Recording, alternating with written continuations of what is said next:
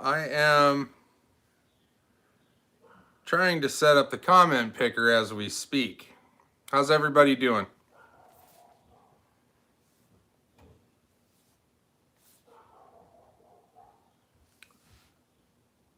Anyone there?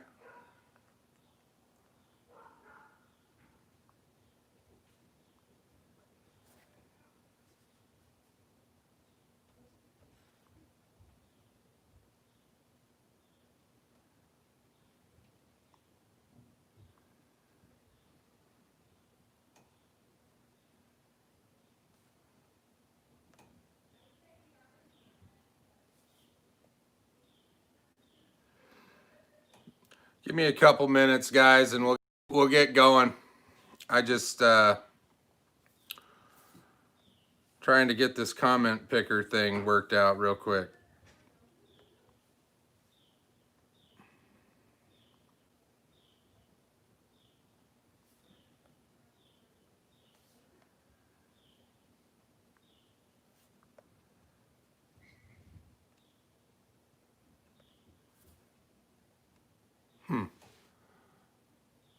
Snowing in New York, Bob. That's awesome. We had some snow here last week, and it was extremely brief. It snowed all day, and it's gone now. But it was nice. I haven't seen any real snow in being in Arizona. Hi, Mom. Hi, Larry. 80 degrees in SoCal. Well, you should be fishing, Joe. We got a lot of good stuff to give away tonight. It's going to be a good party. I'm, as always, we got Fireball on board, as well as a bunch of Blue Moon. So we'll be getting into that here in a minute. But I am having a heck of a time, guys, setting this up. So bear with me, and we'll get carried away here.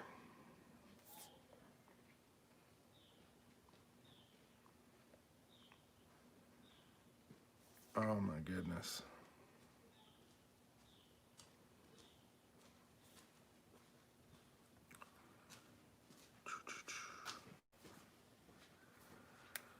Might be doing the wrong thing.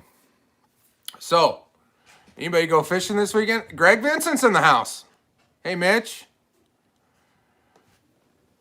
Everybody's doing well so far.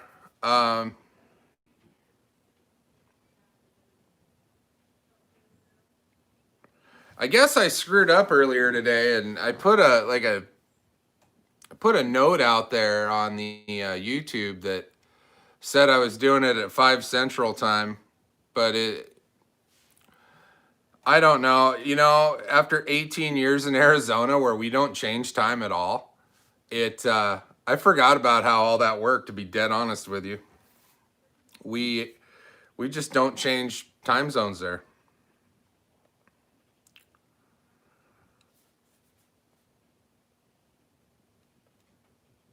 Okay, there's everybody. Got a lot of people on right now. That's good, you guys.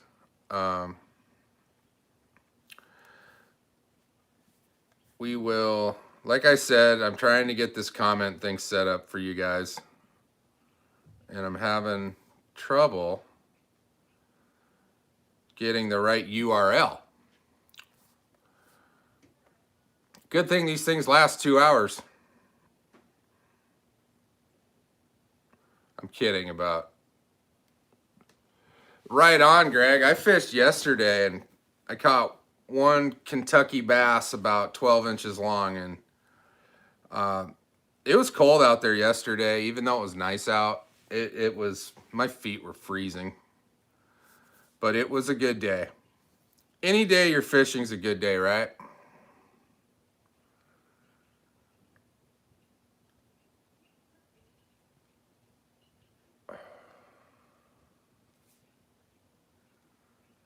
I don't know.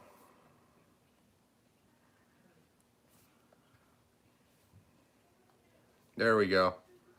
Think I got it ironed out, guys. One sec. There we go. I need to do this before I have a cold one.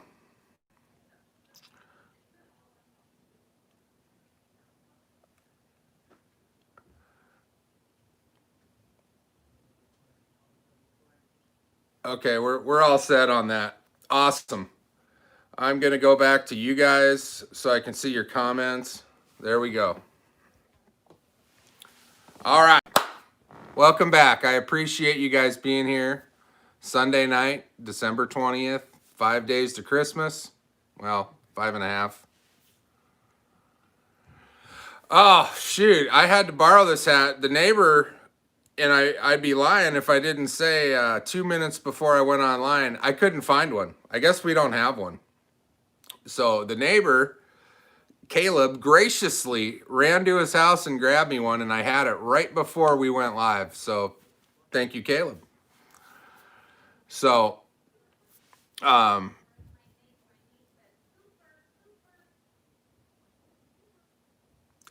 Christina Connolly. Which Glenn Levitt? Oh, the reasonable one. They get a little carried away in price as you get older. 12, 15 years, fine with me. That would be great. Thank you, Tony. I think I'm gonna start just wearing this.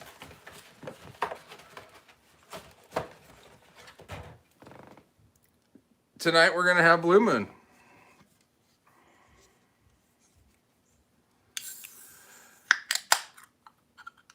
Jeff, that would be if I was wearing any, Jeff. Let me see here. I want to make sure I didn't miss anybody's comments, you guys. Oh, Allison, Merry Christmas to all of you. I miss you guys. Wendy's here. I miss Wendy too. The rest of you, I'd like to meet you guys. So let's talk real quick about that. I know a lot of people can't. I was giving away a Classic XL. Well, now here's the deal with that. If Johnny Morris parked one in my driveway to give away, I would be tickled to give that away to one of you. That would be just about the most epic thing I think I could give away on this channel. Being that that's what this channel's all about, is these boats and, you know, the fun we can have with them and the things you can do to them. What's up, Matt? If I haven't addressed you as being online, it's because you guys, it happens so, Christmas undies. Maybe I'll fashion this into undies after, Matt. Matt, by the way, how are you feeling?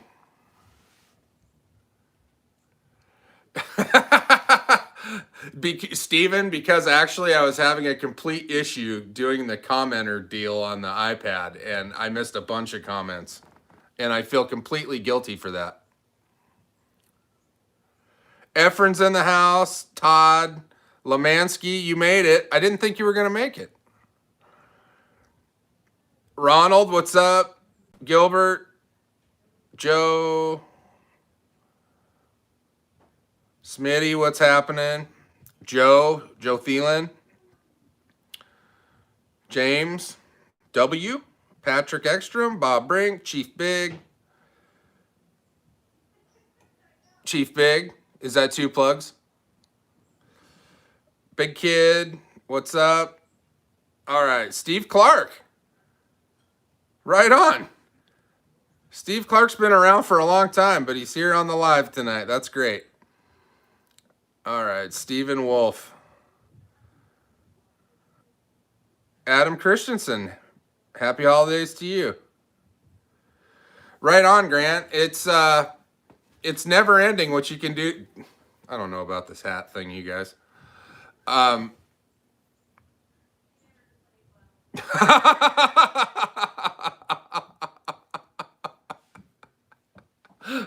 He's hanging out with Gacy.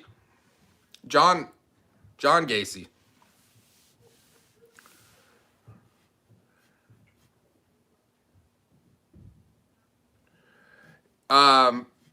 Yeah, Mitch, fishing's been up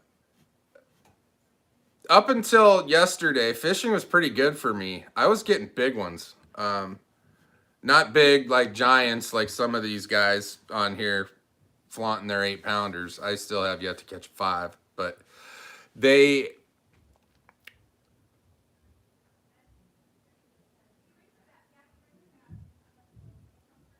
oh god, I'm reading the comments. I don't want to get stuck up doing that.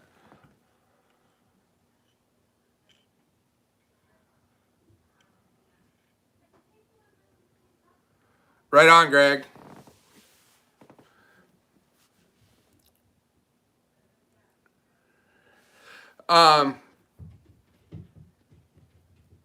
I need to have a drink. No, this is my first beer of the day. My day started out going shopping with Baby T. We had to go pick up some last minute Christmas things and do a little grocery shopping. Then I stopped by the damn Steak and Shake and had a burger at about 11 a.m. And I got home, and I'd be lying if I didn't say I slept until about 3:45 today. So I am well rested for this event. But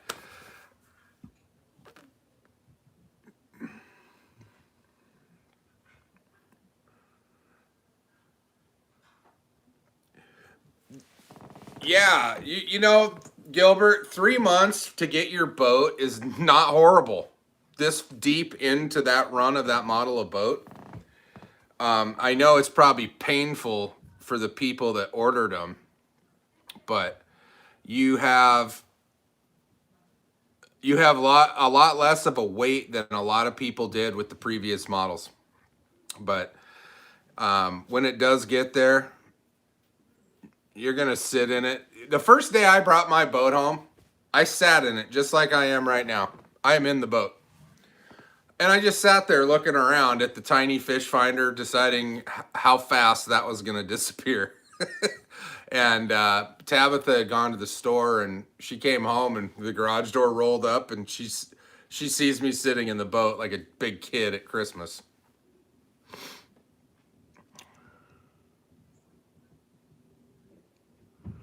Right on, Steven. And we also, look at how frosty that Fireball is. This is the only way to have Fireball, by the way, guys. Frosty. Got my Breckenridge shot glass for you Colorado folks. Oh, Todd's drinking the good stuff. No laws when the claws are out, Smitty. I still have that shirt, by the way, Smitty. Thank you very much again for that White Claw shirt. Everybody likes the White Claw shirt. Efren, it doesn't get cold enough to have Christmas in Arizona. Cheers, everybody.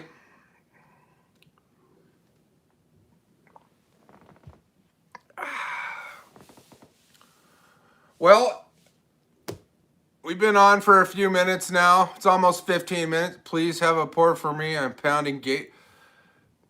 How are you feeling, Matt?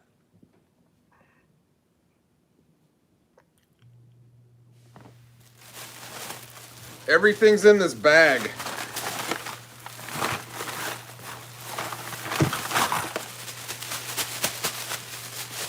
All right. Before I start giving stuff away, I have to thank Larry Herzog and my mom, Jane Blackstock, one more time. They provided all of the fishing stuff that I'm giving away tonight. I really appreciate it, and I think everybody on this channel does too. Thank you very much, Mom and Larry. All right. I got all kinds of stuff in here, you guys. It's great. So, the first thing I'm going to give away tonight are the Bitsy Bug Jigs with the Paca Craw that goes nicely with them. That's what I caught my fish on yesterday, actually, was a Bitsy Bug, but I was using a swim bait. Very similar to one of these guys. A little smaller profile. It was a Berkley Power Bait swim bait. They're a little smaller, but it worked. What's up, Mr. North? All right. So I'm going to give that away right now. Give me 1 second to pull up the comment picker, and we'll give something away. I don't know how well this translates. Okay. Here we go, guys.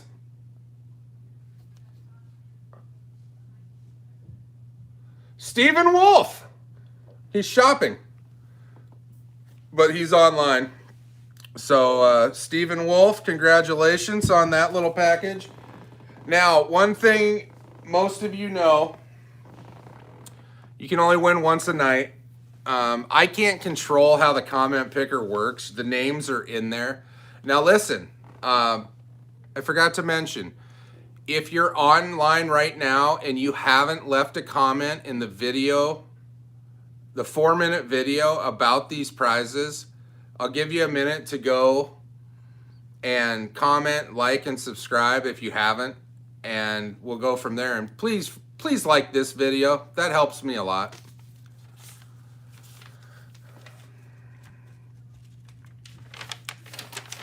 Baby T is in the house making cookies with the neighbors. I don't know if we're going to see her tonight. She usually keeps track of all this stuff for me. Here's my list. Stephen Wolf is winner number 1.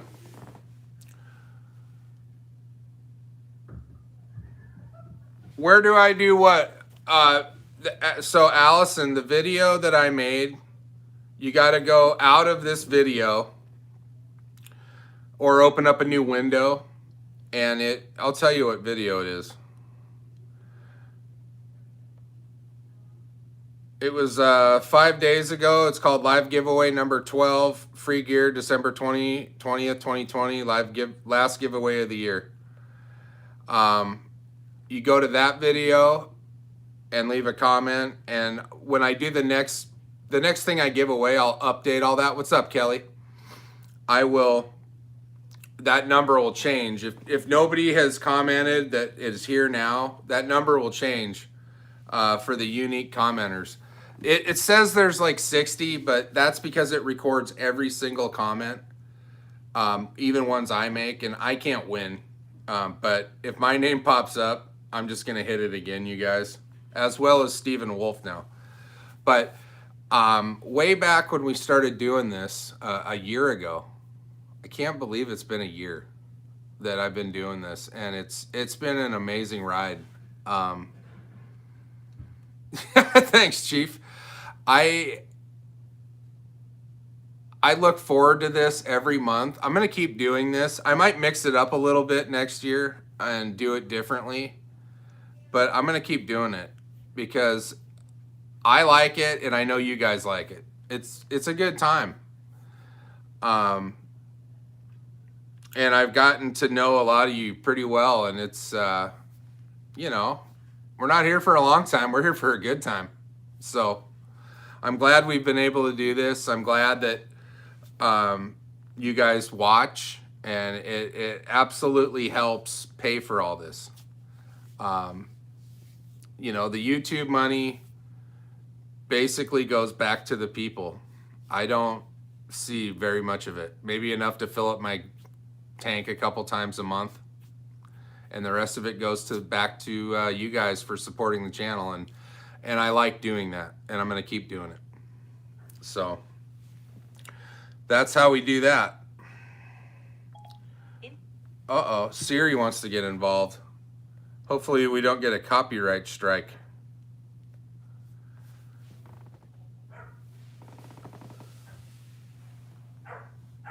What's up, SK? A little Fireball cash.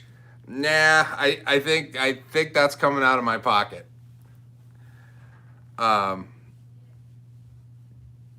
I got a whole bunch of stuff here still, guys. Let's give away something else. We'll do the next itsy bitsy, but I don't know why I keep saying itsy bitsy. Probably because of the damn itsy bitsy spider. But we got the green pumpkin itsy bitsy bugs with the net bait tiny paca in green with black flake. That looks pretty good together. And I think for you guys that maybe didn't watch the whole video, and I whatever, it's not about that. But I went with 1/4 ounce for a reason. This time of year, the fish aren't moving around a whole bunch. They like to park and sit there. They're not going to chase a whole lot unless you're throwing like an A-rig or a swim bait, you know, something in that variety. But when it comes to jigs, you want that presentation to be as slow as possible. When it hits the water and it's fluttering down, you basically want to slow that movement down. And by going to a lighter weighted jig, it does that just inherently. So, you know, you throw a 3/4 ounce jig and that thing's gonna hit the bottom like that. And it's gonna go right past the fish, and the fish are just gonna be like, hey Lewis, do you see that? It's moving too fast. So you wanna just slow it down. So anyway, let's give that away real quick.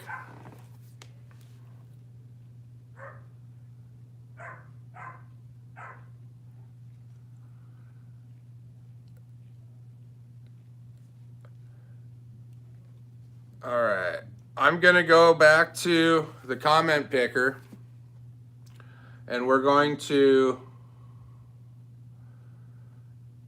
see if anybody, oh, so we went from 47 to 51 commenters since that little announcement. Right on, Peter. Yeah, Larry and my mom had such a good time out here the last giveaway when they were here for Thanksgiving that they made a nice donation to help in this giveaway, and I appreciate it greatly. It's hey, every little bit helps. So, all right, this is the next winner for the Bitsy Bugs and Green Pumpkin. Jim Pleismer. Is Jim Pleismer online?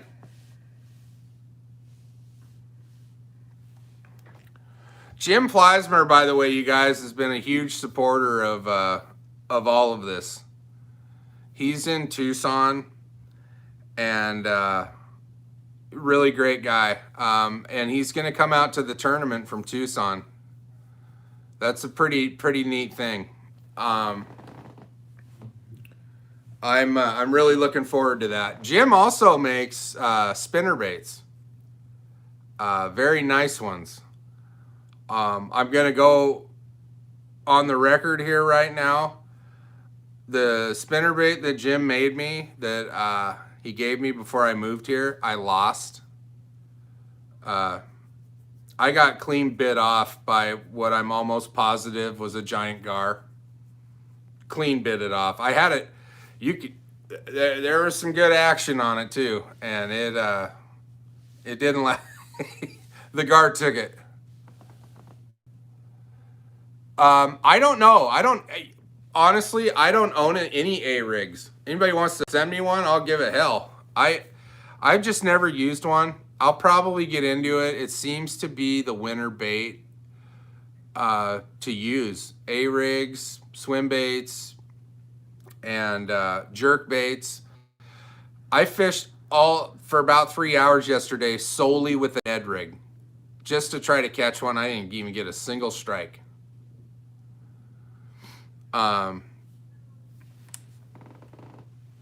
Yeah, not a single strike on that Ned rig, which I want to learn how to fish a Ned rig. I just didn't do it a lot in Arizona. Arizona was a lot about flipping the toolies and creature baits, Texas rigged. Honestly, Crankbaits, big time. My favorite rig to use in the summertime, well, it's changing. For years, it was a crawdad type plastic Texas rig with a about a half ounce bullet weight, and just flipping it into the toolies or right up to them.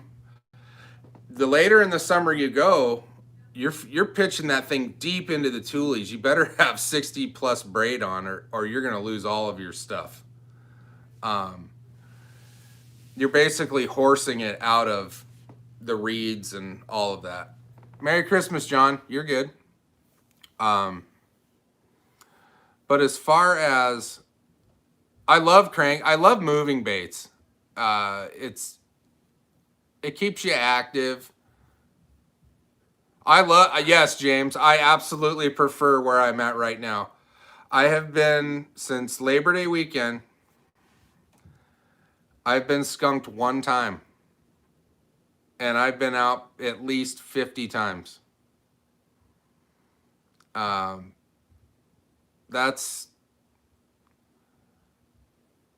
can't say that about Arizona. I used to drive 2 to 3 hours just to get to a body of water from my house in Arizona. And I had a lot of 16-hour days where I didn't catch anything. The best spot I've been, about 800 feet that way. I'm not kidding. I haven't caught the giants that I know are in here, but that's fine. I didn't expect to right out of the gate, but I've done pretty well.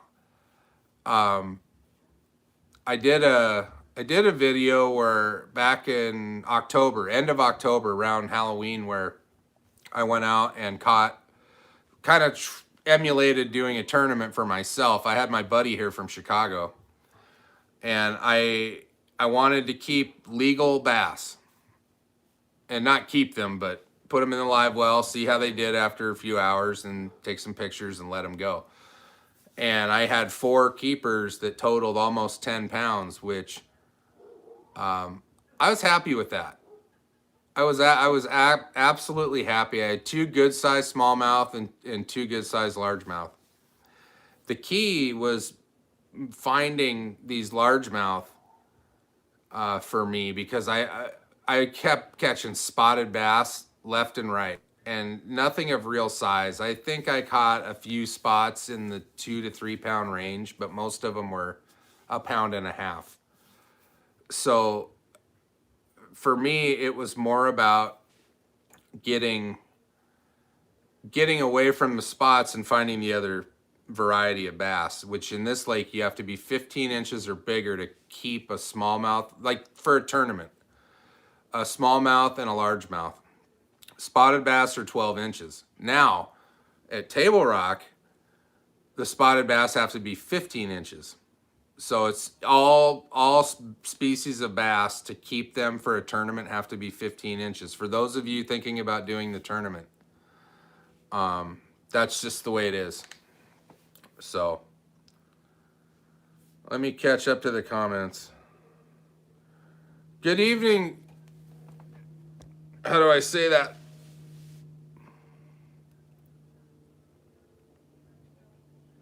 Yeah, we have zebra mussels here, which, they're evasive, and a lot of people, there's mixed feelings about it. I don't care.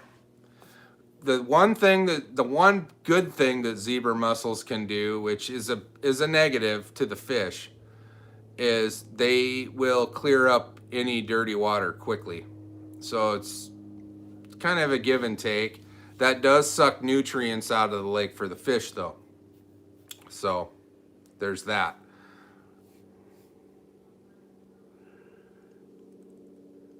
Copy that, Todd. I'm gonna move on from that for a minute.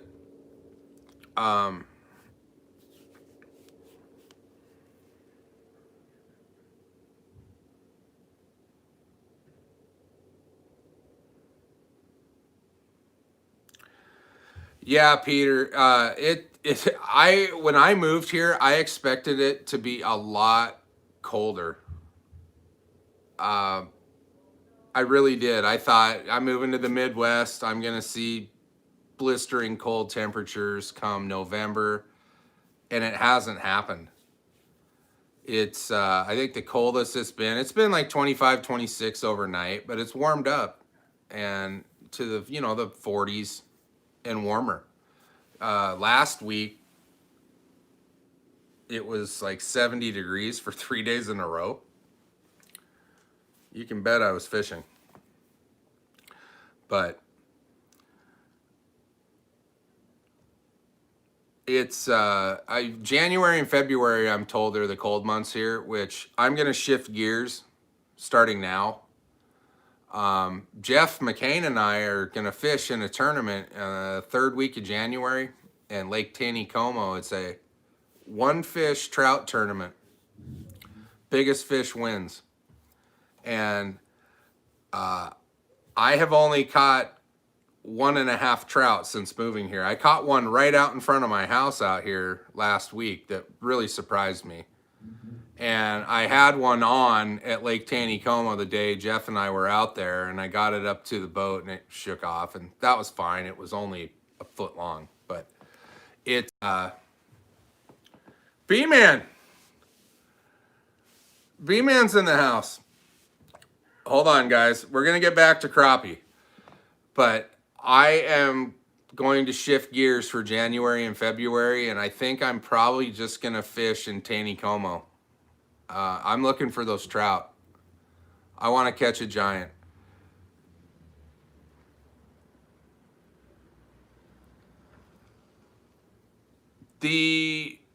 Hold on, Jeff. We'll get into that. What do I use for trout? Well, where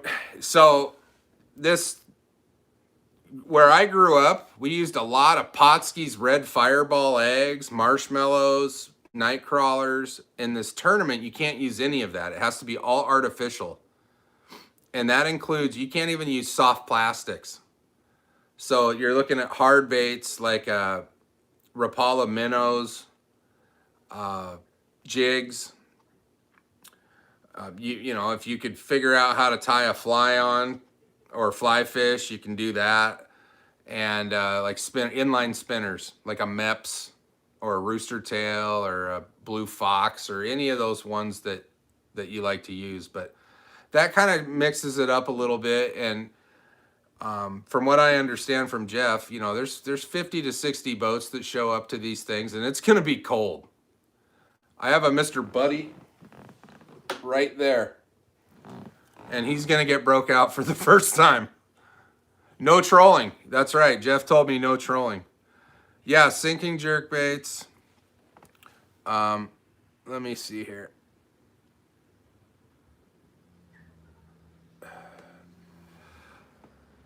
Did you mean marabou jigs, James?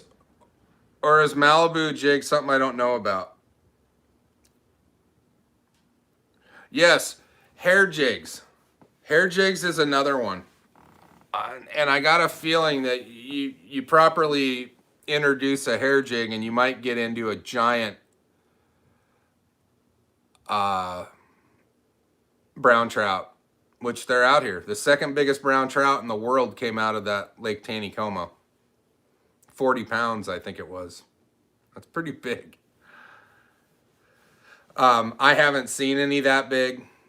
The fish that I saw when Jeff and I went to Taneycomo earlier this year were in I would say the ones that you could see swimming around were into the 2 to 3 pound range, which is still a nice trout.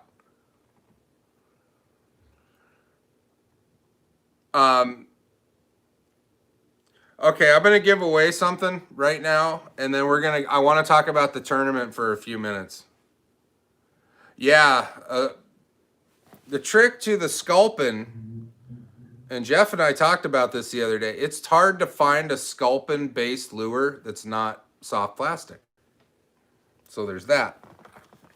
But we're going to give away the Lunker Hunt stick kit. Now, it comes with 3 different variety of Senkos. for lack of a better word here. You see them in there? And you have 3 options to hook it. You got a drop shot option, Texas rig, and a wacky rig. The hooks and everything. You get the little tackle box that comes with it. I hadn't seen this in the store yet. So when I saw it, I'm like, you know what? Somebody's going to want this. So we're going to give that away right now.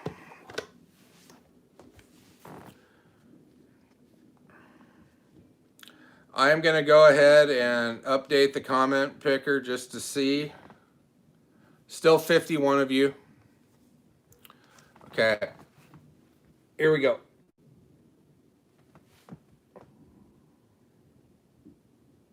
Nieper Black.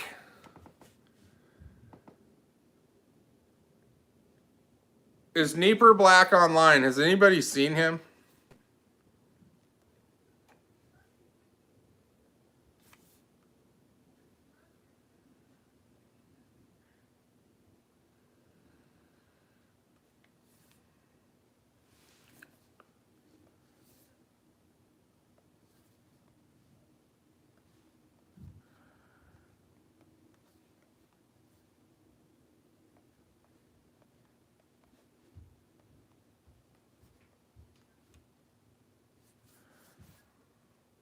We will see here. Trying to go back to, there we go. We got the live feed.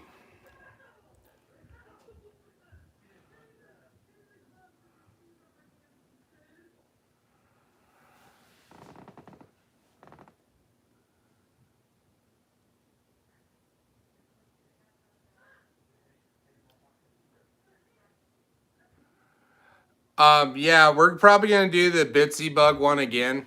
I was waiting to see if Jim was online, but it doesn't look like it.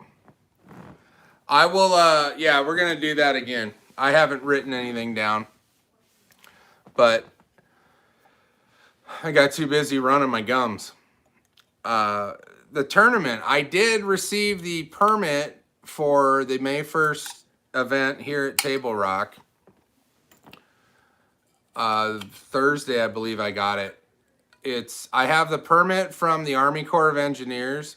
I don't have the permit yet from the Highway Patrol. I don't know how long that takes. I'm hoping I get it this week. The Army Corps of Engineers emailed me a PDF form, and it was all approved. So, what's up, Funk? I do need a secretary. Who wants to be my secretary? I can't pay you very much.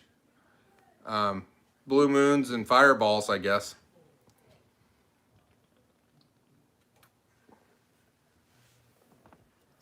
No, we just fly off the cuff around here. But yeah, I'm hoping to get that permit, and the particular place I wanted to launch out of, I can't. So I have a call in with Table Rock State Park, which was my backup, and they called me back. I need to call them on Monday. Dude, I'm a big dude. It does awesome. You know what? A lot of us that own these boats are big dudes. One of the guys on here, before he bought it, Cigar for Rod, reached out to me and asked the same question. There he is, right there. He beat me to it. Yeah, I mean, I'm 250s all day long, and it does great. The one thing that I will suggest, you know, forever, and this has been a 3-year thing. People ask, what's the first mod I should do on my boat? Well, the first one is to buy a charging system for your batteries. Number one, I don't care what anybody says. If you don't have a charging system on your boat, your batteries are going to die, and you're going to be one of those people on Facebook going, my batteries are dead. I don't know what happened. Buy a 2-bank charger, bare minimum. When you pick up your boat, that should be the first thing that you get. And I leave mine plugged in. all the time. There's people that have different trains of thought on that, and hey, I'm not going to bust anybody's balls about that. But I leave mine, if it's not in the water, it's maintaining the batteries. I've had the original batteries now for almost 3 years. It'll be 3 years in February. And I've had no issues with my batteries. They're fully charged, they run great. I get about 10 hours on the water. I have yet to kill them.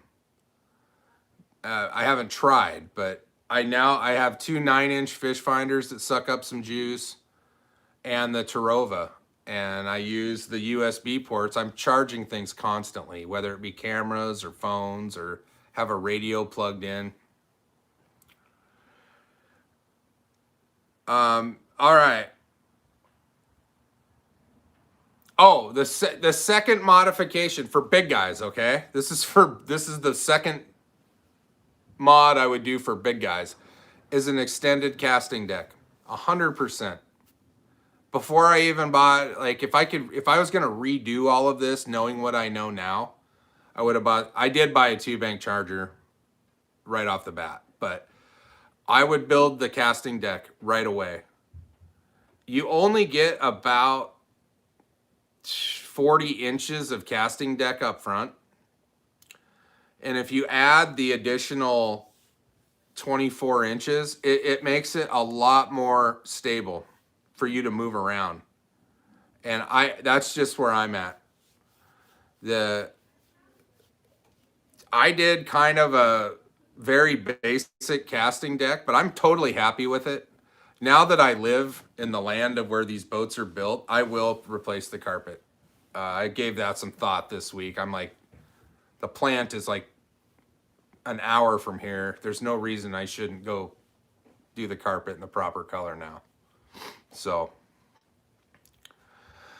moving the fuel tank to the opposite side. Yeah, so a lot of people, I've heard people refer to it as like the classic or heritage lean.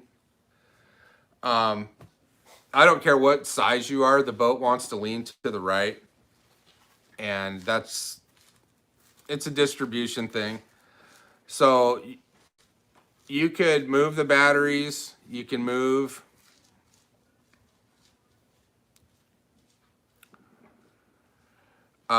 you can move the batteries, you can move the tank to the other side. I moved my gas tank to the other side. There's a video about that. It's not that big of a deal.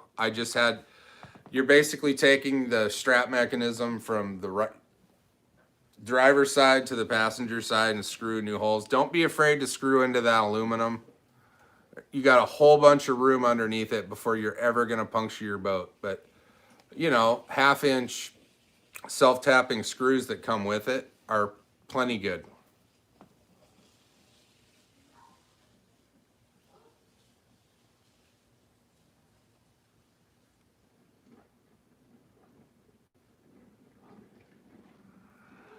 Dude, there's a ton of these boats for sale used. And with very little hours. There are people that bought these boats, I think, thinking, oh, it's cheap. I'm going to buy it. I'm going to use it all the time, and just didn't. I've seen probably in the last month a half a dozen of these for sale for well under retail. And some of them are modded already. Some of them have the Spot-Lock featured trolling motors, whether it be a Motor Guide or a Minn Kota. They have upgraded fish finders. They already have the bank charger, whether it be 2 or 3.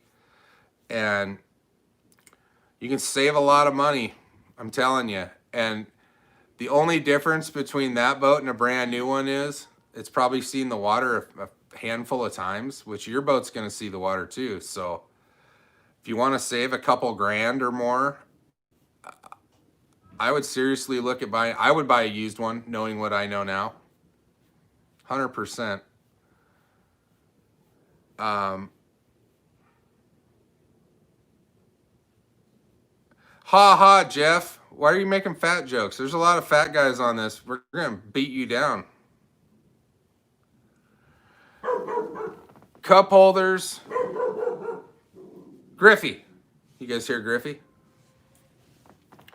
Yeah, Efren mentioned the 3-bank charger. Yeah, if you're going to upgrade to a 24 volt system, a 3-bank charger is a necessity for sure. So if you're thinking down the road, you're going to do that. And I mean, we're talking about the difference between 20, 40, 50 bucks, depending on what model you get. You can use a 3-bank charger on a 2-bank system. You can't use a 2-bank system on a 3-bank charger without having to change things constantly. So might be better to buy a 3-bank right out of the gate, and if you add a third battery, you can use it. All right, let's give away. We got to go back to the Bitsy Bug thing. The green pumpkin. Here we go. I'm going to update the comments to see if anybody joined. Still 51. Okay, here we go.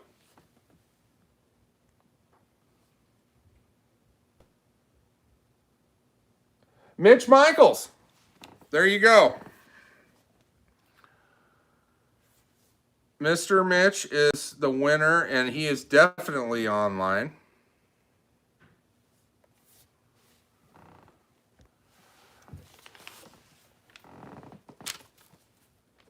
Pencil that in. Okay, for those of you who haven't won anything, if you do win, my email address is in the comment section right below the description of it's in the description of the video actually. It's mjbhas3aces@gmail.com. I need your email for your address, and then I can send you out the items. I will probably send these after Christmas just to eliminate any buffoonery from the mail service. So it'll probably give it a couple weeks. I don't want to mail anything this week, just due to the craziness of Christmas mail.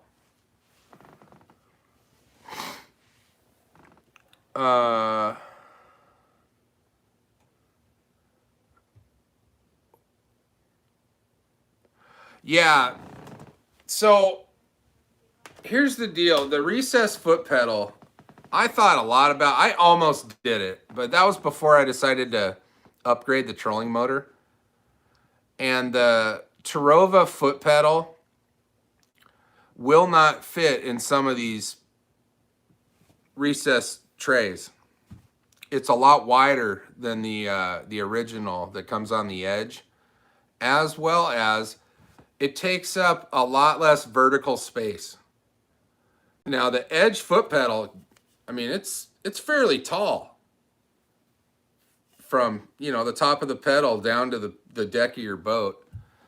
I can see doing that if you had one cable driven system, like an Edge, a Maxim, or even the Altera has a pretty tall foot pedal. But on these ones, they're extremely flat. And for me, cutting a hole in the deck of the boat for that foot pedal, for me, doesn't make sense.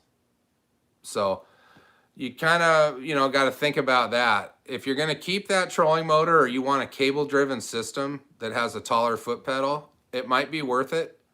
But at the end of the day, when it comes to warranty, I would be more concerned about the hull and the motor, taking care of those two things.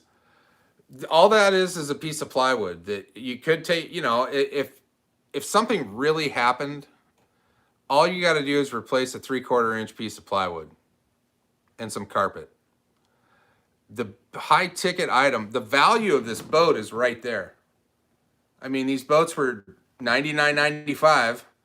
That motor's $6,000. So that tells you something. You want to take care of that.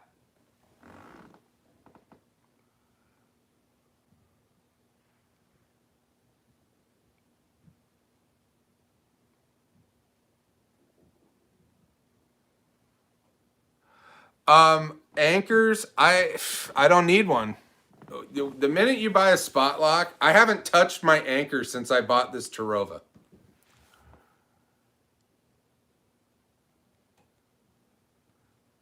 Oh, God, Matt. All right. I'm not subdued. I'm here to party.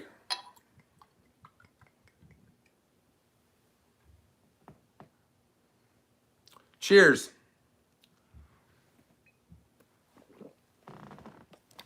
Trust me, I'm just getting into it. I feel guilty about the last giveaway. I was trashed, you guys. I don't know. It was an hour and a half in, and I'm just I was like 1 or 2 beers away from having a rough day the next day, and I was just like, all right, have a good night. I'll see you guys next time.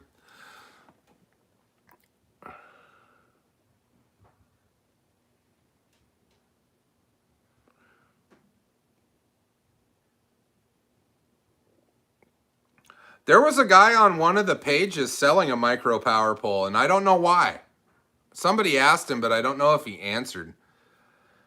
Yeah, I guess if you want a power pole, the one benefit to a power pole over a spot lock feature is silence and less propulsion, obviously. When you pin your boat down, it's there, it's not making any noise. But when you're in spot lock, the motor's constantly adjusting. It's pulsing the propeller to keep you where you need to be. And ultimately you can scare fish doing that. So that's a reality.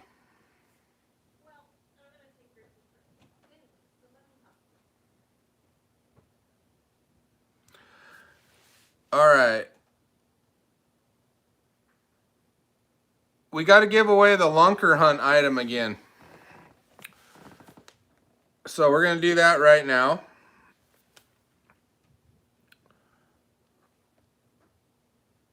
Okay. Ready? This is for the Lunker Hunt.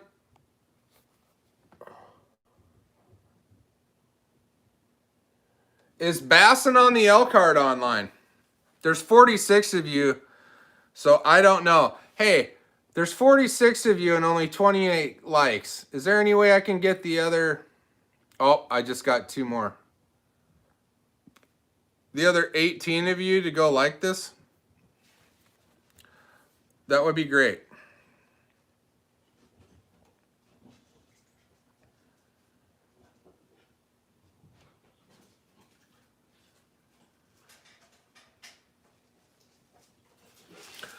I can tell you, I've had that spot lock on for an hour and it didn't move the battery at all.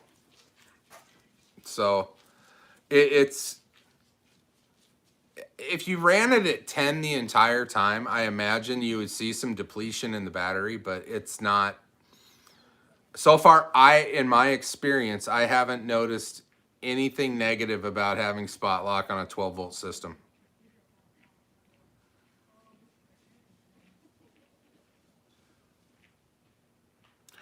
So on the Terova, the only thing that I've noticed about any kind of lubricant, so when you deploy it, there's a little notch in it, and the motor will spin around and drop into it. After a while, I noticed it skipping that notch. So, yeah, I think that wax would be a great idea. I don't know how much grease you want to put on it. For myself anyway, and I don't know if it's just laziness or it works for me. But when I deploy it, I just kind of articulate the head and find that spot and pop it in now. But yeah, I suppose you could lubricate that and it would find that happy spot in that slot.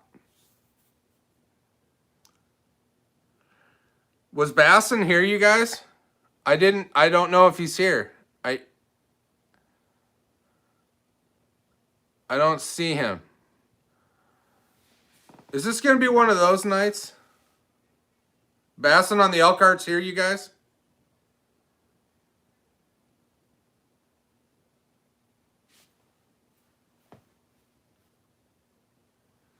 I don't know. If he's here, oh, he was earlier. Oh, there he is.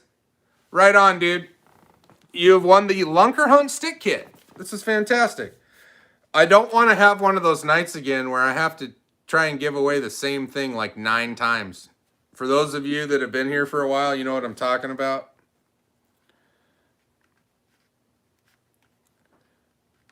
All right. Now, in a minute, I'm going to give away the 2 crappie kits. Now, crappie is something that I'm going to get into.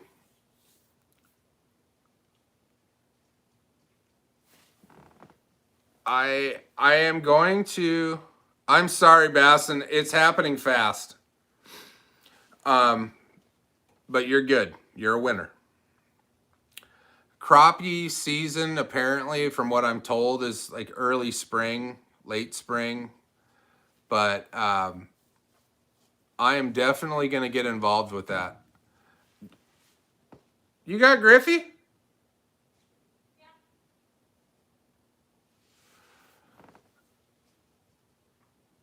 Hey, thank you guys, by the way. Thank you for the likes. I appreciate it. All of that helps get more stuff to give away.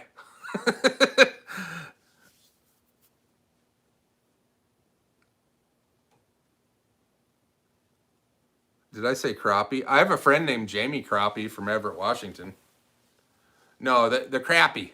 Should I say it with a more pronounced A? The crappie.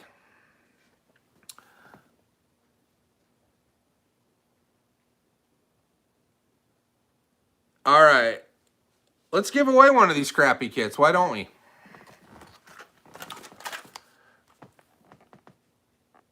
They have these little dingle ball double tail things. That's kind of what made me buy it. I was like, hey, I'm not a big crappie guy, but I'm about to be. I want to start eating them. Anyway, and it comes with a little variety of hooks to rig your dingle ball crappie baits. So let's give one away. Here we go.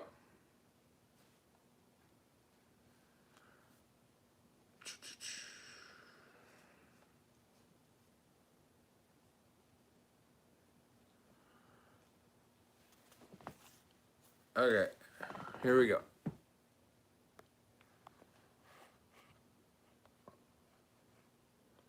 Jay North. Is Jay North here?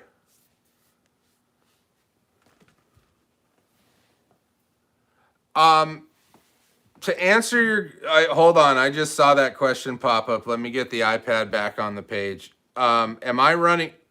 I am running 2 12-volt batteries that come on the boat. One 12 volts for the cranking and the fish finders and all the other electronics. And I have the Terova on one 12 volt all by itself.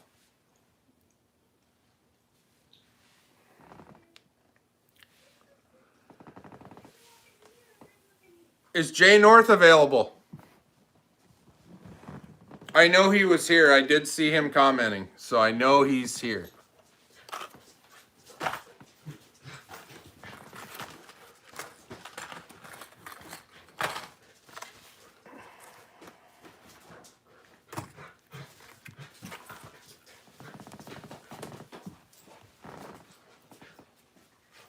Give me Griffey. He just took off. Wait till you guys see Griffey. Griffey has grown substantially since the last giveaway.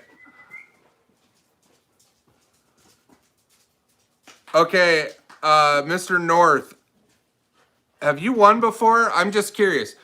Don't forget, if you guys haven't won before, I won't have your address. So MJB has 3aces@gmail.com. I'm going to show you guys Griffey real quick. Baby T's here. Come here, Griffey. He's on a leash? Yeah, we just went for a walk. Ooh. Come here, big boy. 27 pounds. Look at this guy. Oh, it's a Griffey. Everybody likes a puppy. It's all twisted. Look at this kid. Look at that tummy. He's a giant. Oh, he's thrashing about.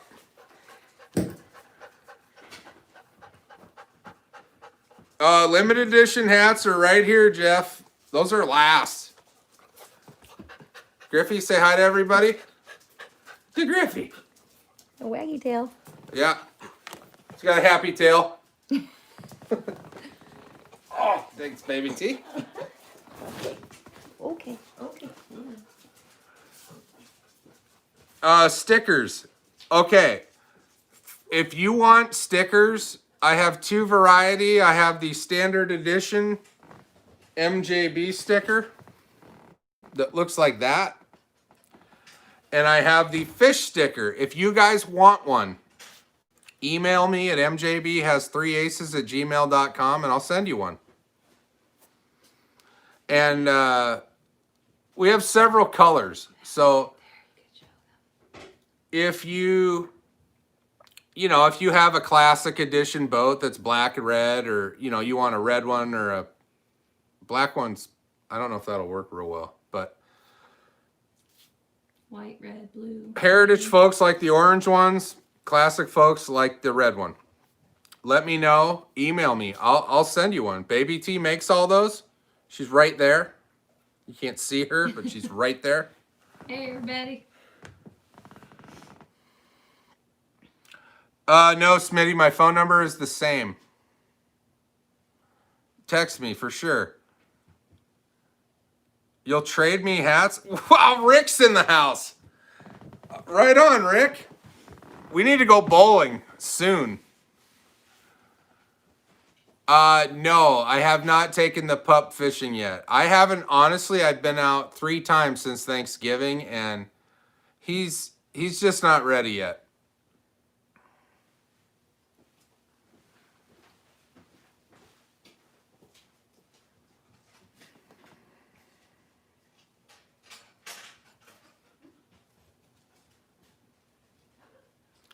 Hold on, guys. I'm just trying to keep up with comments.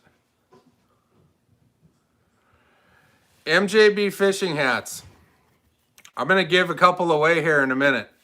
Well, not in a minute. It's probably going to be a while at the pace I'm going. So let's give away another crappie kit real quick. And then I have a few more things to give away. And then we'll get to the hats. The hats also come with jerk baits, which are big time this time of year for you guys that jerk bait fish. And let's not make jokes about jerk baiting.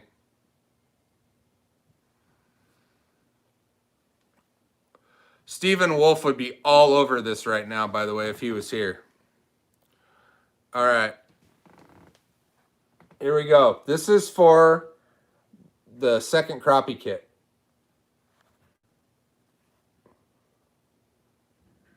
All right, Matt. Matt won something. Congratulations, Matt.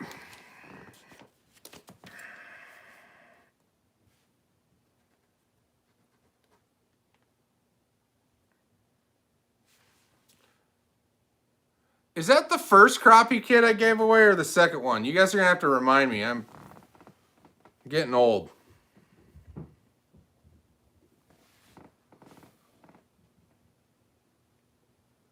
Oh, yeah, Mr. North. Jay North won the first crappie kit. So we are out of crappie gear, which is fine. That's why we're here, to give stuff away.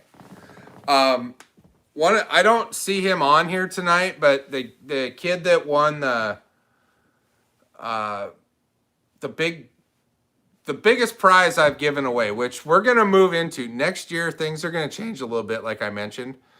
But Dylan Boyette won a reel that was donated by Jeff McCain, and I added to that a Falcon Buku spinning rod, which and the spinner bait that went with it.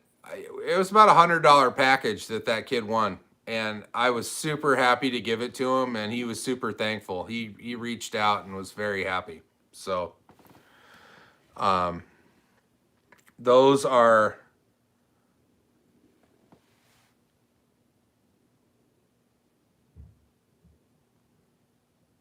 Workman. What are those numbers? Is that some police code I don't know about?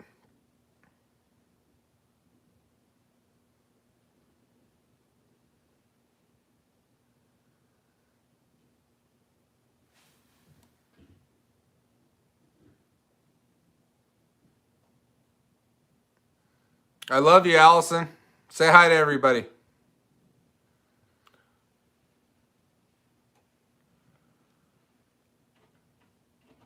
Hold on, I just saw a comment I want to address.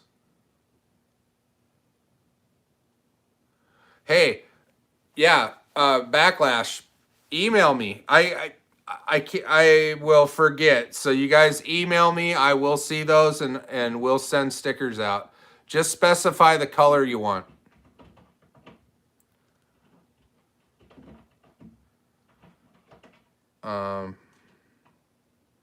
I just saw a comment I want to talk about. Now I can't find it.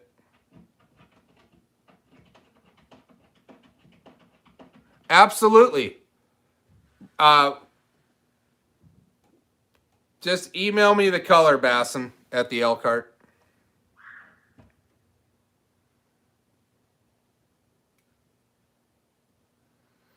Todd Connolly is picking up the slack for Stephen Wolf because he's shopping. That was hilarious.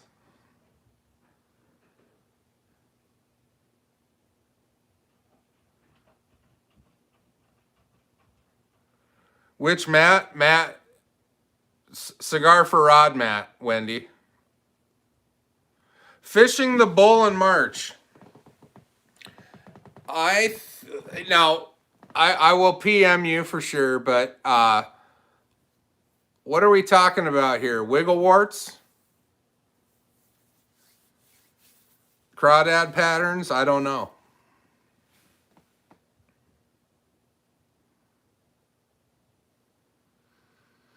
Oh yeah, I like your new name. The other one sounded Harry Potterish.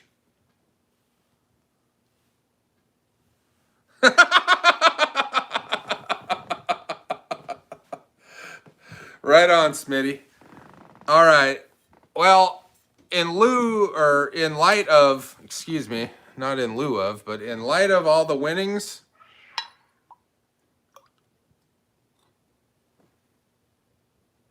anybody hear that? That sounded like a mountain lion going batshit down the street.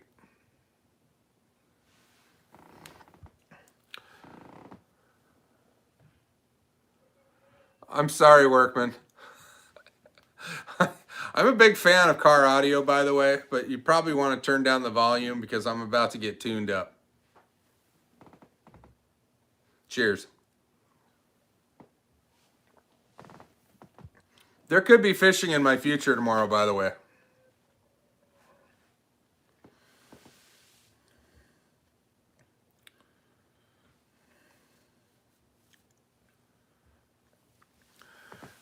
Smitty, you like those 12s? Those dark audios bang. Cheers, Scott. I need another Blue Moon. I was a little disappointed. I was really feeling some shock top today, and I went to this place that if you're ever in Branson, Missouri, and mind you, I don't get paid by these people, just saying that so nobody freaks out. There's a place called Macadoodles on the Branson Landing that is basically the liquor store gas station that can't be beat. And they have 15 packs of the Shock Top for like $11.99, which is a pretty good deal. And they were out. So I got the 15 pack of the Blue Moon, but that was about 15 bucks, which is still a good deal when you consider a 6-pack of Blue Moon is usually about $8 or $9.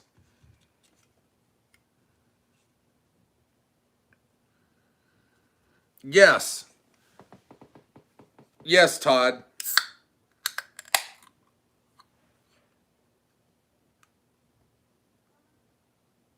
The Yingling will be here according to...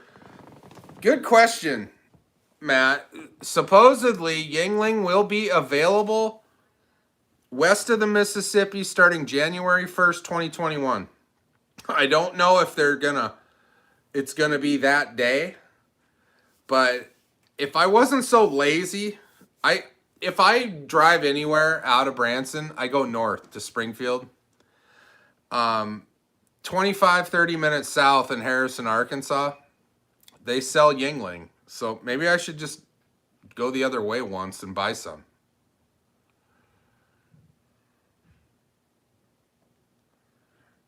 Yes, B-Man. Yeah. Keeper Sleeker right here. This is my brother, but he's also my best friend since childhood, and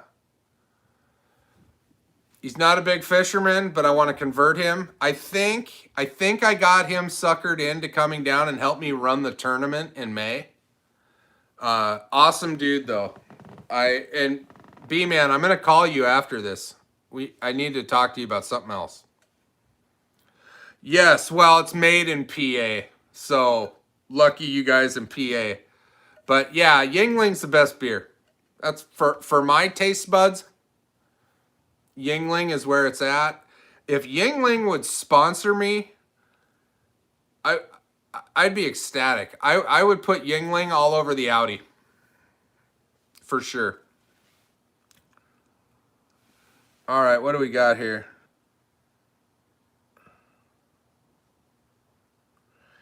Wendy, keepers, Brian Lyons.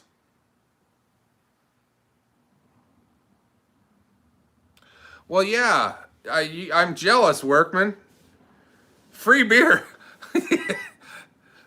Okay, I gotta take this off for a minute. The Mohawk is rocking, you guys. I'm not cutting it off until I catch a 5-pound bass, so it could get like pretty ridiculous by then. Yes, Mr. Durbin, the classic tournament is May 1st, 2021 at Table Rock Lake. I have one of the 2 permits I needed approved. The second one should be coming this week. Bob Brink is correct. Yingling is the oldest brewery in America. They have 2 of them. There's one in Tampa and there's one in Pennsylvania.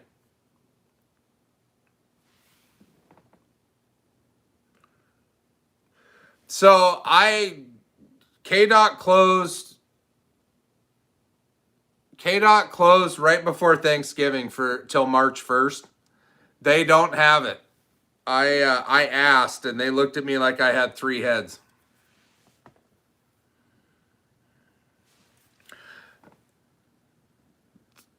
Todd, do you live in Memphis? That's not that far away. I will come and see you.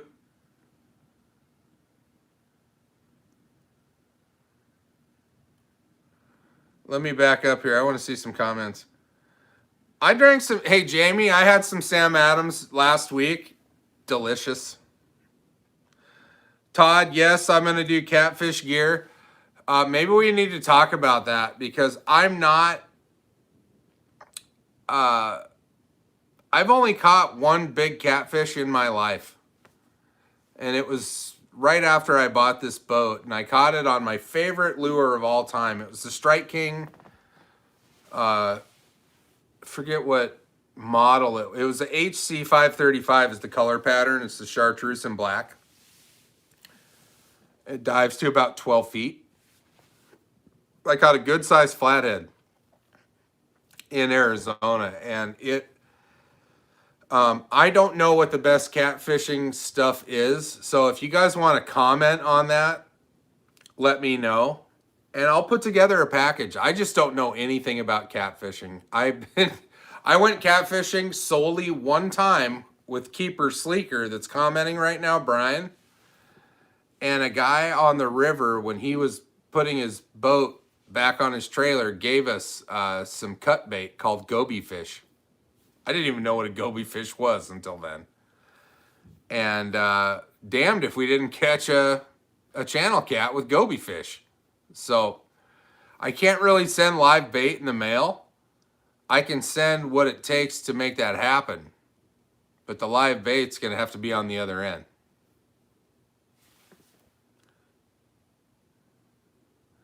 The weather here has been amazing.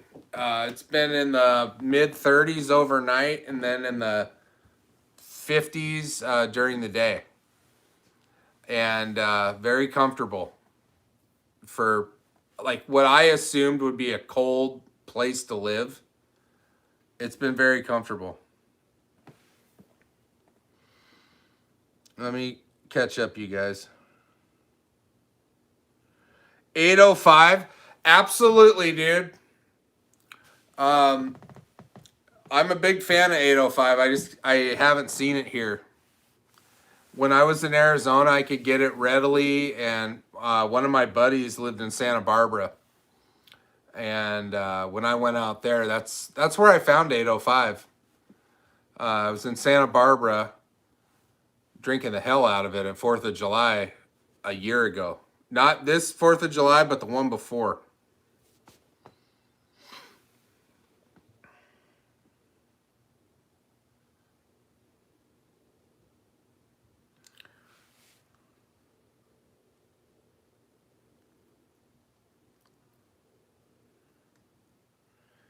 Hey, you guys that live within a day of me, would you guys be interested in taking me out fishing? I'll drive to you. I just I don't see the point in taking two boats to the lake. If you have your own boat, I would love to go fishing with you. Otherwise, I'll bring my boat. But like to take two boats out, I think is kind of foolish.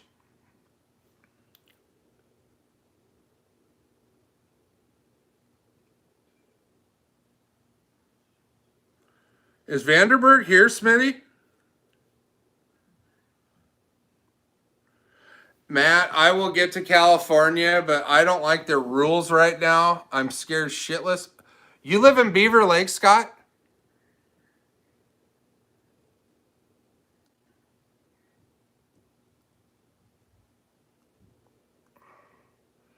I will come there. Scott, when is a good time to fish Beaver Lake? I want to catch one of them giant stripers. And I know you guys have them. I know you do. All right, while that's stewing, I'm going to give away the next package.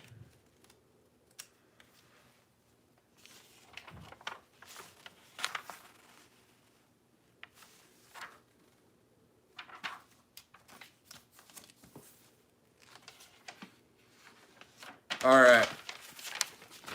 So the next thing that we're giving away is going to be, I got a chatterbait and a speed shad combo. I have two of those in different colors.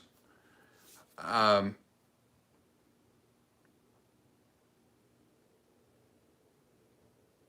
right, here we go. I got to get to that page. I'm going to update to see if anybody's joined. In all fairness, we have 52 now. We had 51. Okay. So, the first one I'm going to give away is the chartreuse and gold chatterbait with a set of speed shad that go nicely with that color. It's all about trailers now.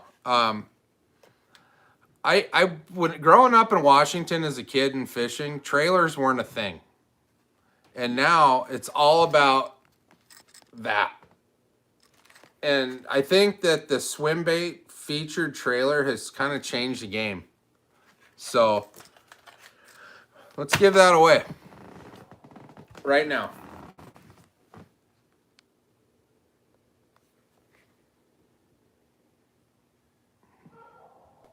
Chief Big. Chief Big has won. Chief, are you still online?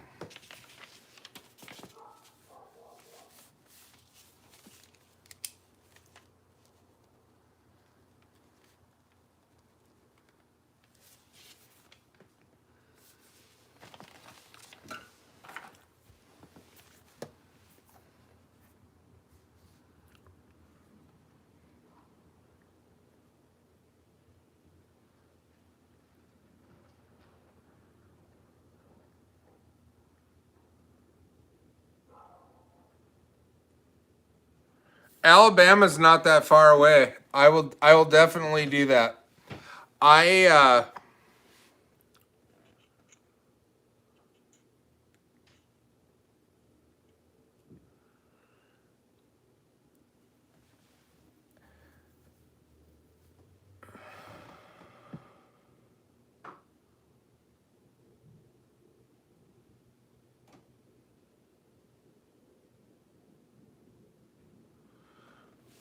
Yeah, that, you know what, you guys?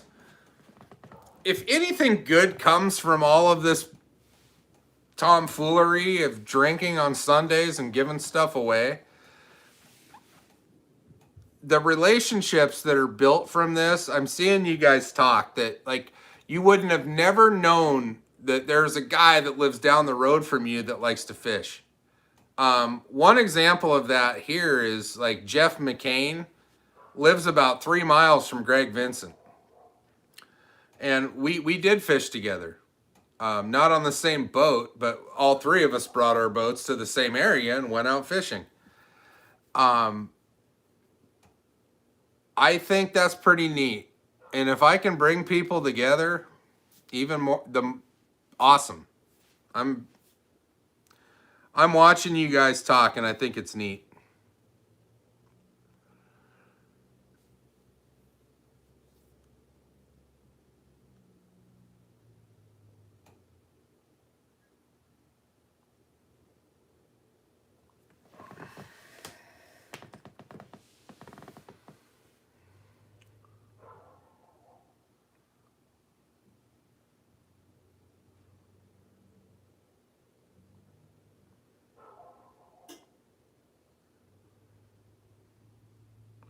Yeah, mine is too, you guys. I mean, we all have these. So, something, you can see the lid. I don't really want to mess with the camera and shake it all about, but a lot of people, you guys, want to talk about, you know, the 175's better, the 170's better, the 165. What, you know, the 165 is narrower and shorter. It's just not better. The only thing that those three models of boats have that this one doesn't is something called VersaTrack, which is a 1/4-20 mounting system that runs down the rails of the boat. Is that worth thousands of dollars? No. I went and measured these boats with Nieper Black a while back in Arizona. The Tracker Heritage Classic, Classic XL offer more storage per square foot than any one of those boats. That is a fact. The storage area behind the back seats in these boats is 2.5 times the size of those models. 2.5 times. You cannot put one of these cases this way. You have to do it like this, and you can get about 3 maximum vertically. These will fit in there like this. So when people start talking about all that nonsense, it's not true. The 170 has a bigger front deck until you spend $70 and do the same thing.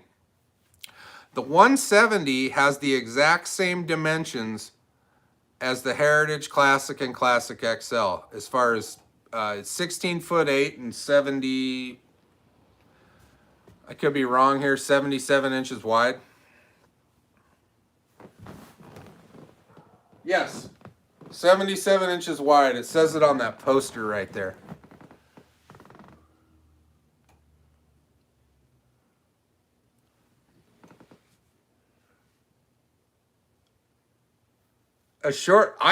The rear deck of the Heritage, anyway, I can speak for this boat, has a bigger footprint than the front deck.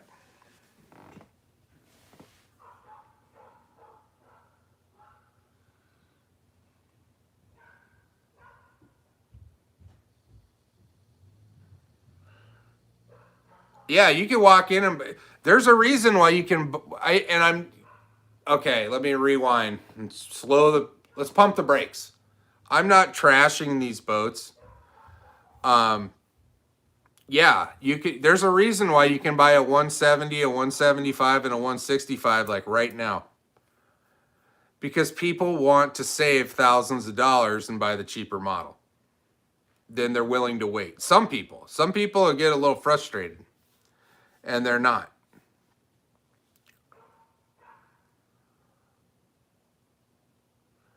The black screen, That's not really a black screen.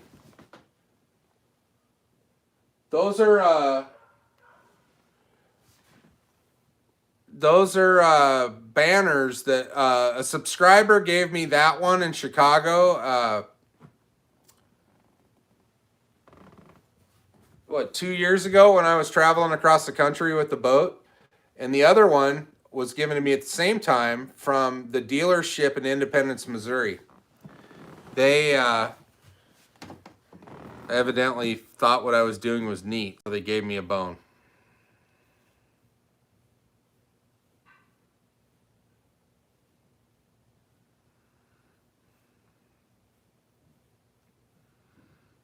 Mark takes a shot. Matt, you are now my secretary.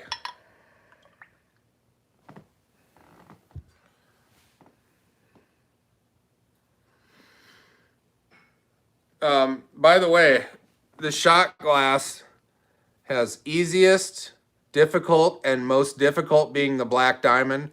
We're a black diamond skier here.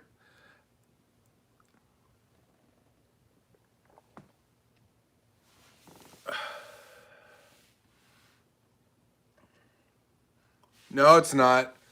I'm in the garage. It's cold out here.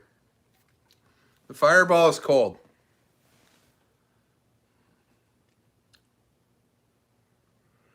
Yeah.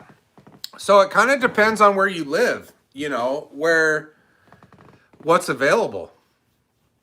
The closer you get to Springfield, the availability is immense because they build them here. They have several factories all around Springfield. And I honestly don't know if they build these models in different factories. I know that they talked about doing it when the Heritage was made because the demand was incredibly high.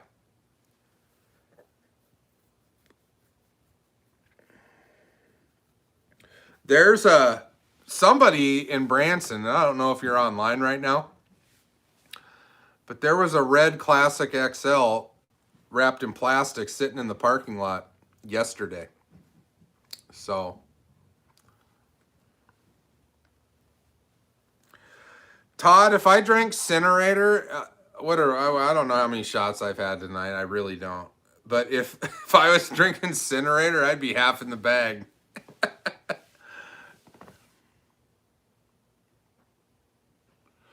Has anybody that's on here, I know Workman and Bassin on the Elkhart live in that vicinity. Is Lake of Egypt any good fishing? Scott, I want to come and fish with you at Beaver Lake. That's not too far away. And that's one of those lakes in my wheelhouse of driving to, no problem. I'll drink the bourbon, Matt.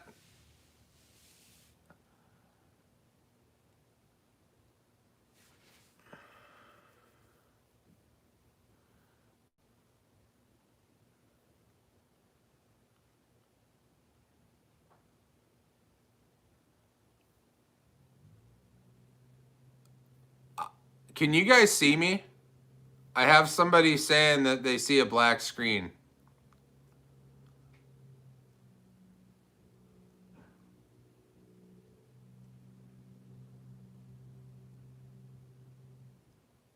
Smitty, you can't see me?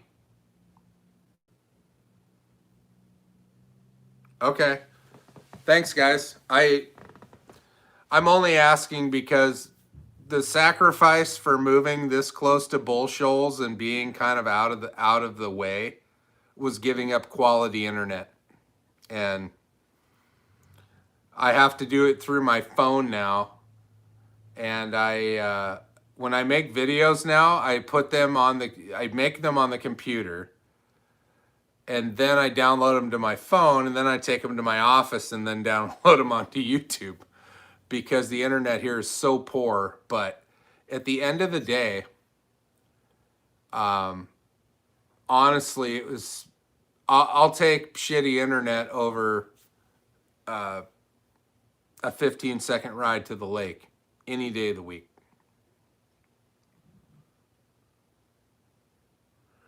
Yes, Wendy, this is a different Beaver Lake. It is way bigger. And I don't know if there's trout in it, but the the striper fishing is what I understand is what they're noted for. And we're talking like break your gear big. And I'm a big fan of that. 3-vehicle accident. I don't condone you guys watching me and driving. I'm just kidding. Be safe.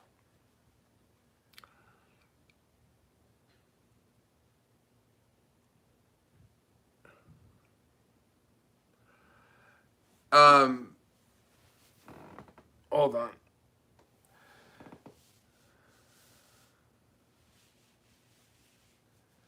Scott, that's not horrible. 3 pound.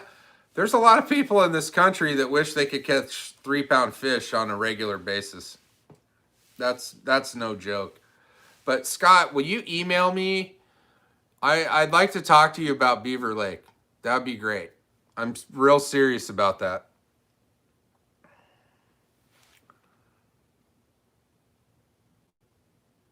Oh, you were working.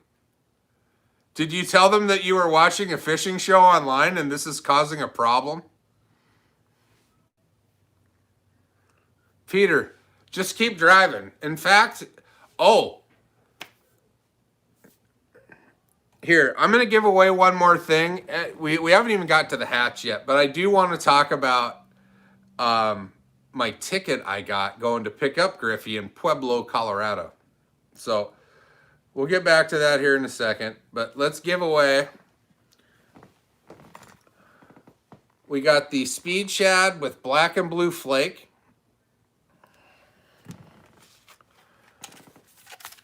And to go with it, the black and blue chatterbait. Both chatterbaits are in half-ounce flavor, by the way. But here we go. Let's give it away.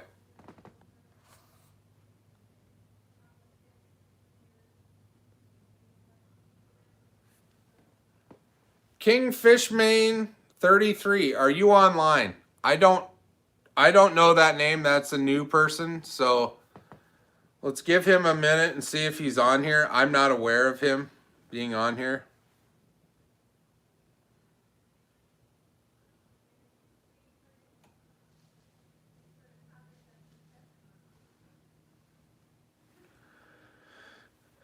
No, the S5 is no joke. In fact, the S5 is probably going to get an exhaust upgrade, Smitty. And that'll free up some horsepower. I don't want to mess with the... I will tune that car eventually, but it's just not... while I have the warranty that I have on that car, I don't want to mess with it. That can get stupid expensive to fix that car if you do some damage to it. So when it's out of warranty, I'll start messing around with it like that. But exhaust and things like I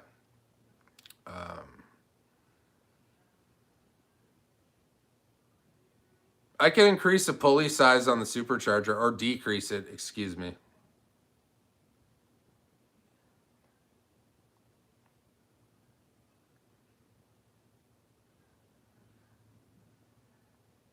That car's capable of about 600 horsepower with the right tune. And that's ridiculous. But, you know, that car with 400 horsepower is plenty. It'll do, for my police friends that are watching right now, I know there's more than one of you.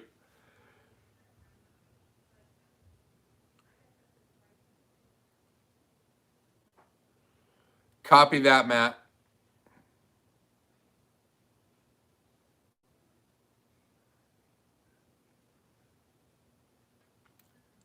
Copy that.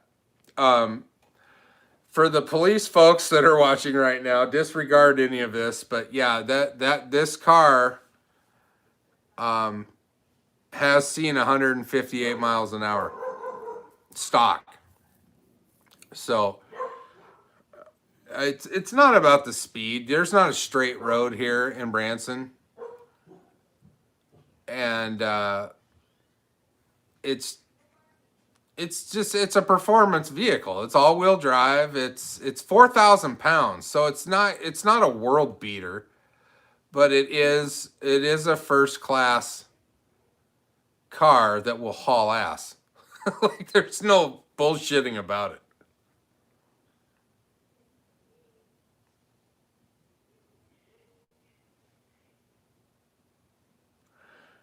Workman, if you pulled me over, would you ticket me?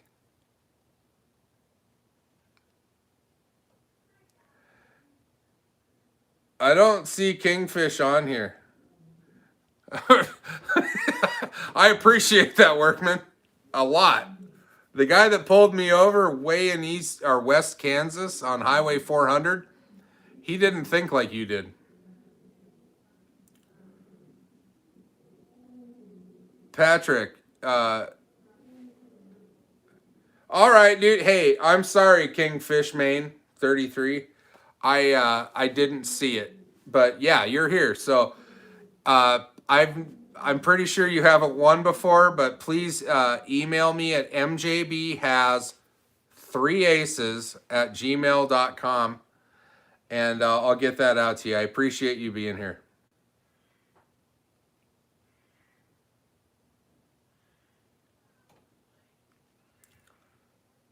Awesome. Kingfish, when you email me, make sure you let me know that what your YouTube handle is and your name. I've Please. And we're gonna do a shot here. Okay, I'm done messing around. It kind of hit me pretty hard here when I heard I was subdued.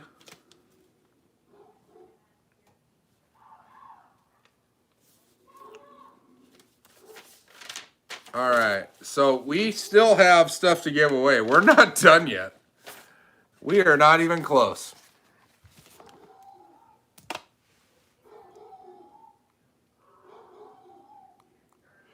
Hey, you're a professional, Efren. If you get paid to do anything fishing related, and that includes watching me for a couple hours, you're a pro. But let's have a shot, shall we?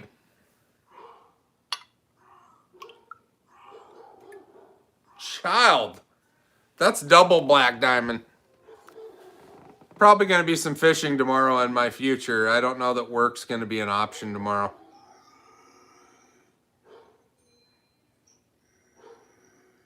I think there's a bear outside. Griffey!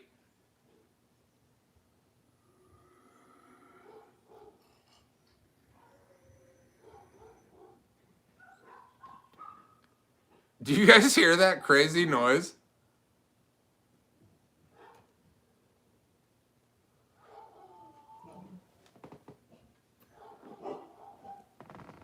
Hold on, you guys. We might have to go exercise some dominance.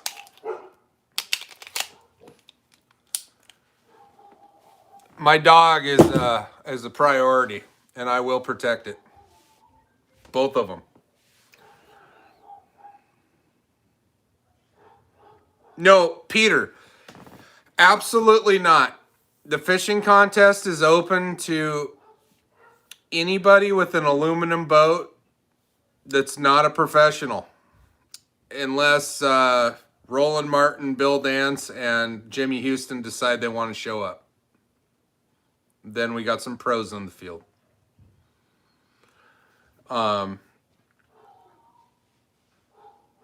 What model do you have, what model do you have, Peter?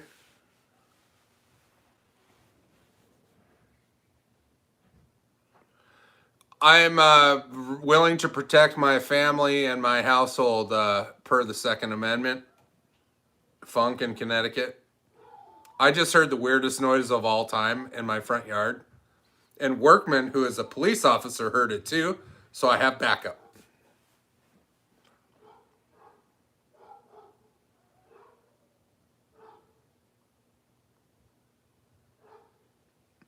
Absolutely, a tracker grizzly could go fishing in this tournament.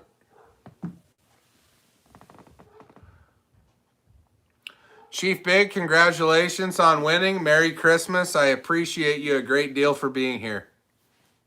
Have a great holiday.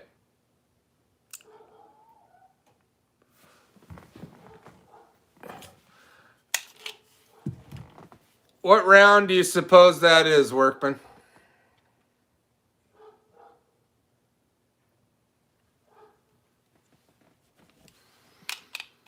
Yes, Joe. Absolutely. Anybody with an aluminum boat that wants to come and fish May 1st. So here's the deal. Let's get back to the tournament for just a minute. Right now, I have a permit for 75 boats. So I am going to, that January 1st, what's today? The 20th? In 12 days, the sign-up sheet's going to go out. When it fills up, it's full. There's room for 75 boats. I'm not going to adjust it this year. That's the way it's going to be. It'll fill. I'm almost positive this tournament's going to fill up. And 75 boats is a lot of boats for me to handle for my first big event. And I want to run a first-class program. I want everybody that comes when it's over and they're driving home to have that feeling of like, when's the next one? So this isn't your normal thing. This is going to be a first-class event, and it's going to raise a lot of money for charity, for a veteran's cause. So there's a lot of money at stake for the fishing part of it, and there's a lot of money going to a really good place. And that's key. I want people to have fun. I want there to be the element of competition. But on the other hand, at the end of the day, I want to raise a fair amount of money for a charity that's overlooked. I think our veterans get absolutely shafted in this country. So, and I think that's embarrassing.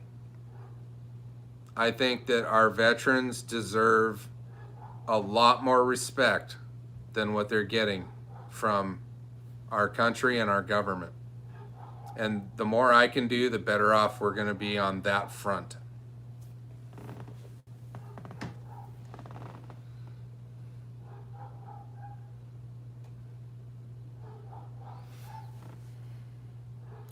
No glass boats. Jeff is very staunch on this, and Jeff is helping me a lot with this. There will be no glass boats allowed in this event. I want to grow this, you guys. I do. And I'm not saying I'm trying to create the Bassmaster Classic. That is not the goal. But the goal of this tournament was for, not all of us have millions of dollars to spend $100,000 on a boat. A lot of us bought these classic model boats because they're affordable. They can get us on the water, and we can enjoy our family and fishing. This is a reality. And I want to keep it real for this tournament in that respect. The next version of this, I want to grow it. I want to include glass boats. But this particular tournament, I want to keep it real, and I want to keep it in a realistic family of aluminum boats that don't go 75 miles an hour. That's just the way it is.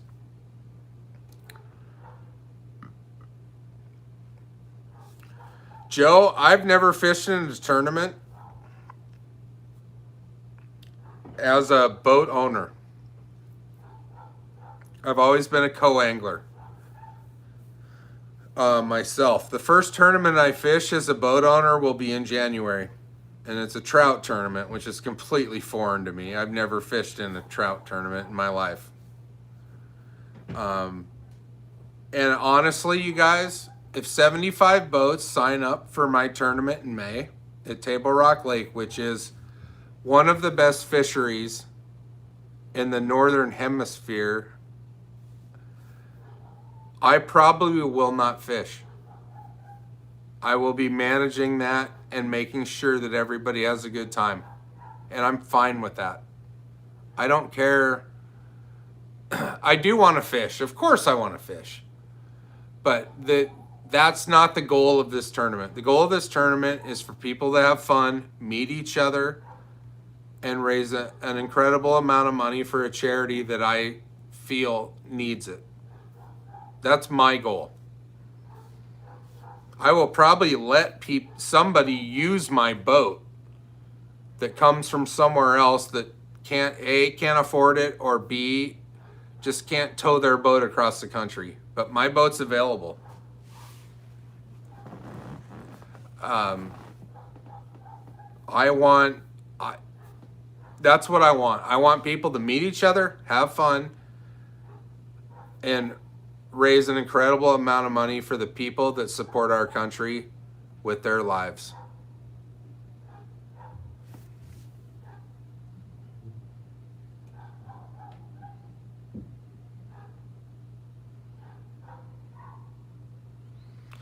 Semper Fi.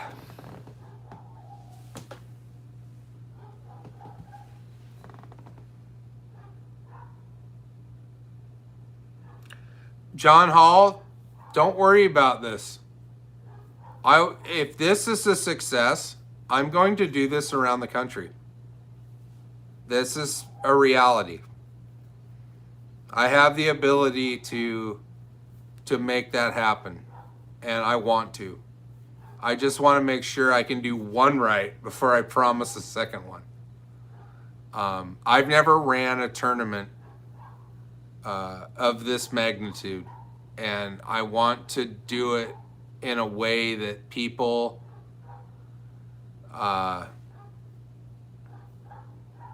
what's the word I'm looking for? I want to do this in a way that everybody is satisfied with the prize pool, because that's a big deal. Not everybody cares about winning. There's a whole bunch of people that care about supporting the veterans groups, but then there's a competitive side, and I understand that. As a golfer, I have played in hundreds, and that's no joke, hundreds of charity events. And number one, it's about the charitable event, but on the other hand, there was about a 4-year streak where I won every event with a team. I'm not saying I won, but a team of 4 of us have won these events, and I understand that competitive edge. And it's and I don't want to diminish that. I don't want people to just think it's just a shit show and just show up and fish and donate money. There is going to be thousands of dollars, thousands, given away to the winners. So that's a big deal.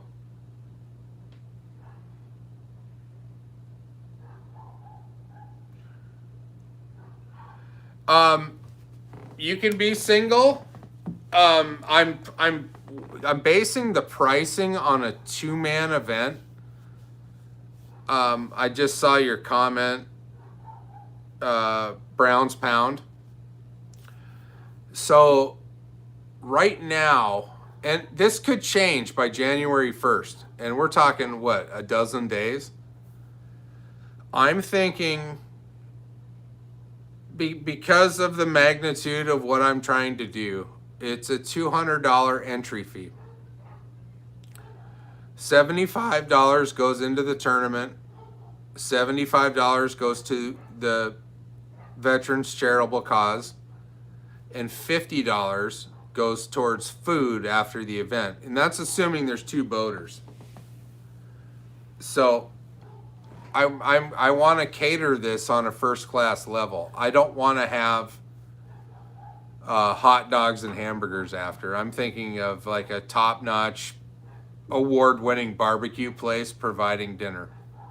And that's about 25 bucks a pop per person. If you're a single boater, there could be the potential for a veteran to join you. It just depends on you, what you want. And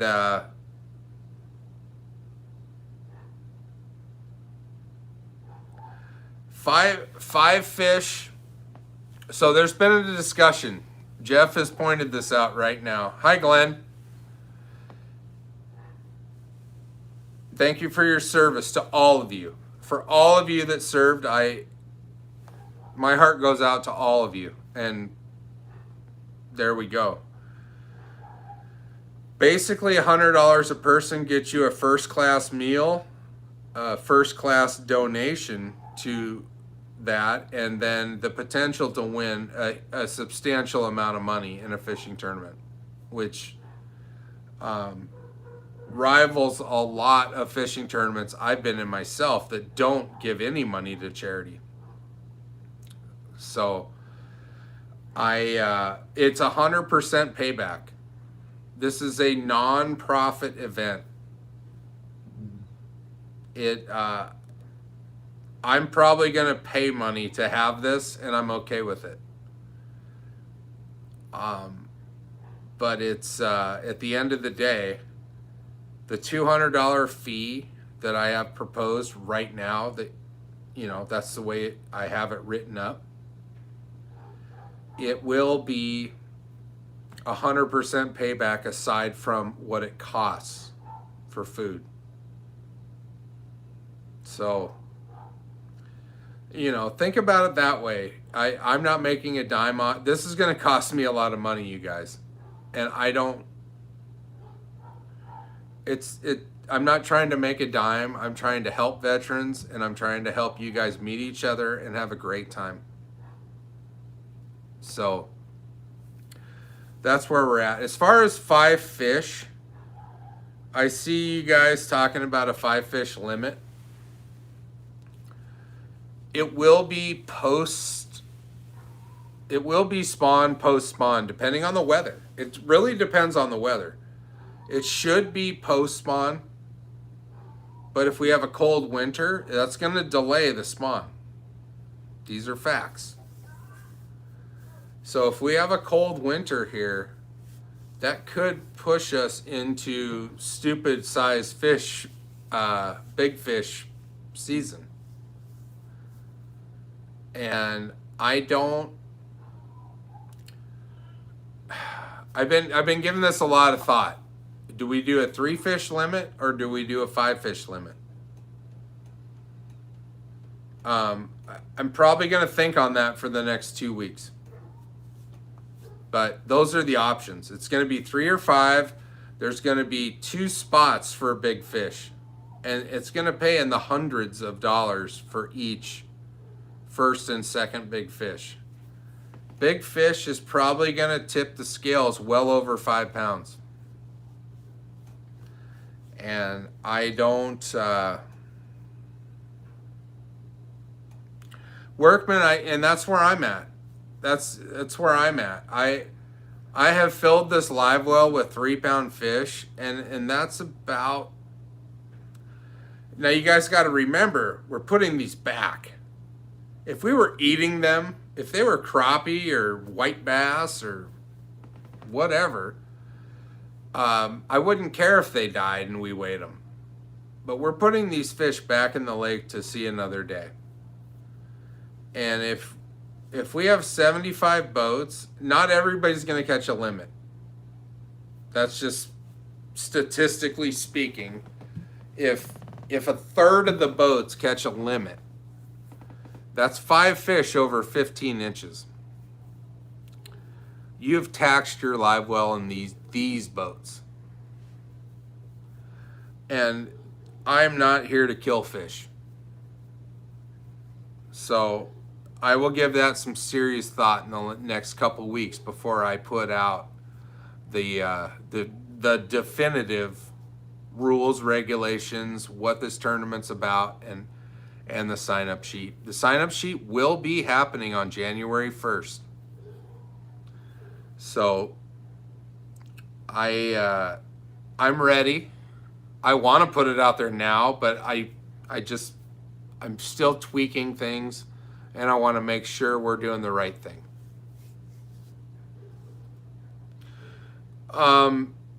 Absolutely, Todd. That's in the rules. The fish have to be alive to weigh them.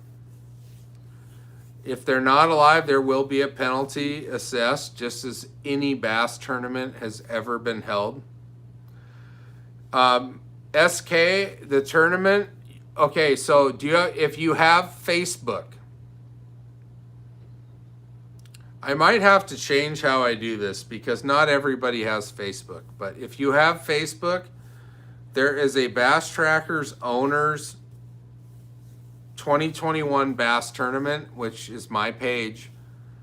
All you have to do is go ask to be a member and do it that way. Otherwise, after January 1st, I'll make a YouTube video about this. I'll have multiple avenues to apply. I'm not going to limit it just to Facebook because that's not right. Not everybody has that. So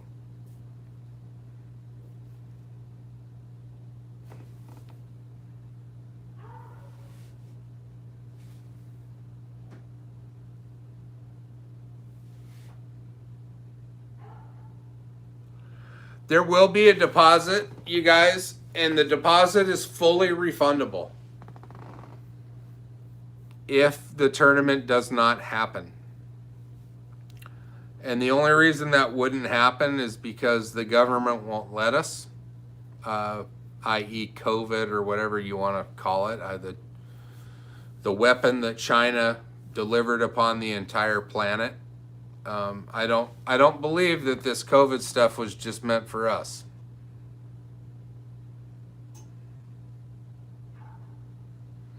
Fish lives do matter, B-Man. Yeah, you know what, Workman?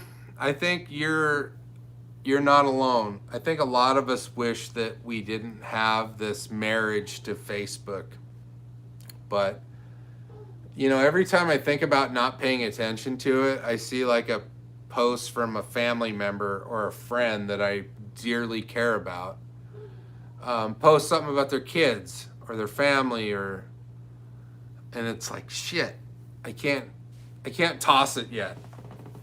But, you know, there might be a day that comes where that happens. But I will have multiple avenues to sign up for this tournament, and it will be readily available. I will make a video shortly following the release of this on Facebook. And like I said, when 75 boats sign up, we're done. And that's the way it's going to be. And I don't want to discourage people because what I want to do is keep it manageable and I want to keep it fun. And we can revisit the numbers for the next one. This is the first one. And if I could get 75 boats to show up for the inaugural event, I think that is a giant success. Giant. But anyway, let's give away something. All right? We've been 2 hours in, and I appreciate every single one of you that's been online. We still have 43 of you, which is, oh shit. We're going on a record, but let me double check on our numbers. Okay, we got 53, so we got some new commenters. Okay, so ultra rare, you guys, edition MJB fishing hats. And the first hat's gonna win also a suspending jerkbait.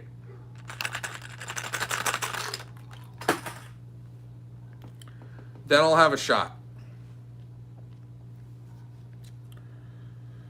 You guys ready? Here we go. This is for the hat and the jerkbait. Oh shit. Eh.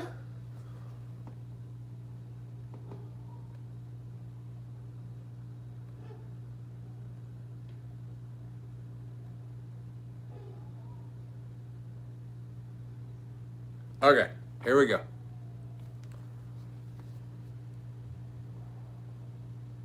James Schaefer. Congratulations, Mr. Schaefer. You've won a hat and a suspending jerkbait.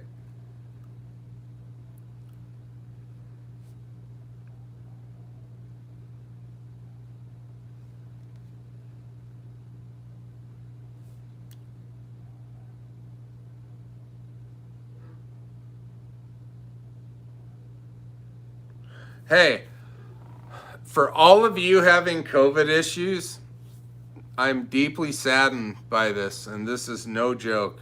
I'm not going to go into it, but for 99% of us, it's going to be fine. It really is. But there are a percentage of us that are not going to be fine because of this. So I'm not going to get political about it, but I am going to tell you that the shit is real. I have friends younger than me having severe issues, and I have friends and family that are a lot older experiencing these things. And it's a reality. Do I think you should run out and take the vaccine? Absolutely freaking not. But do what you can.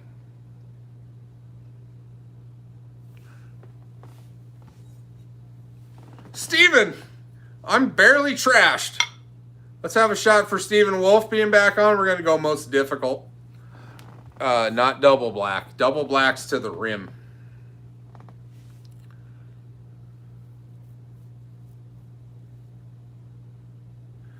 What was Peter's question, Wendy?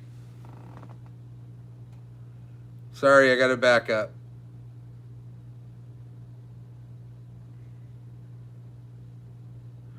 Yes, absolutely. I won't be fishing, Peter, so we can hang out and party while they do.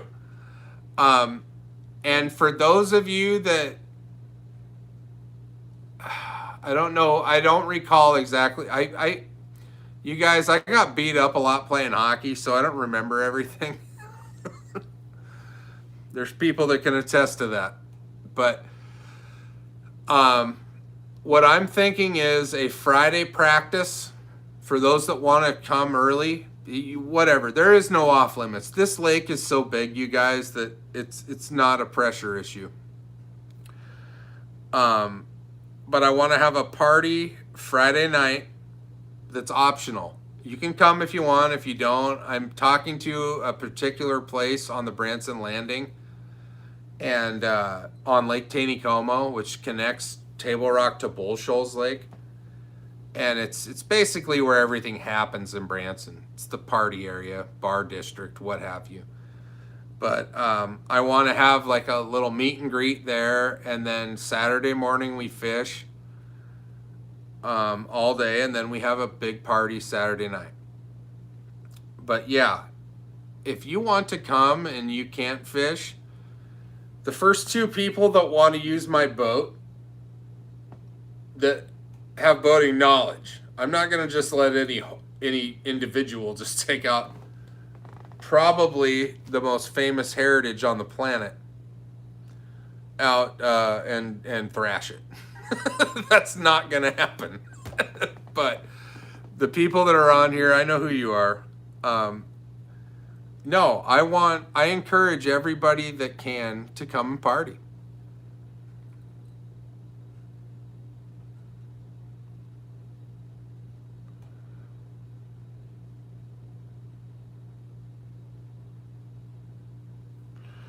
Congratulations, James. All right. We got one more we got one more hat and jerkbait to give away. And, you know, we're closing out the year of this, and it kind of makes me a little disappointed I didn't do this the first year, but honestly, the first year I didn't make a dime from YouTube. It was the second year where things kind of came together, and I began to get I wouldn't say it's an income because I'm giving it all back. I'm going to pay a heavy price in taxes this year, but it's worth it. Now, I don't want to get sappy, but I have had several shots of Fireball, some Blue Moons. But before I give this last hat away and jerkbait, I can't begin to thank all of you enough for the last year. It's been a very big learning curve for me. It's been an experience for sure. And the relationships I've gained from this are priceless. No amount of money is going to change that. And I want to thank the people that are here consistently. You guys make this turn, and it's incredible, and I appreciate all of you. Thank you.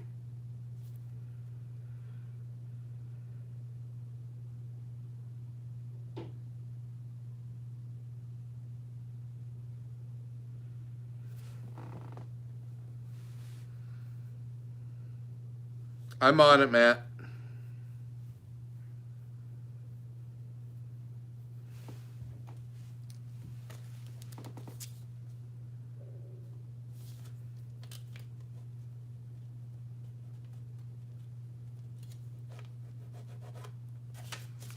Matt, it's on my list.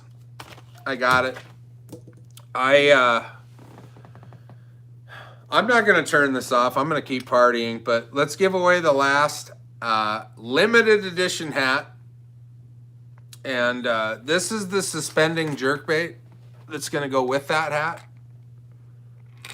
It's a shad pattern. Now, if you guys are interested in hats, I do have about 20 of them for sale.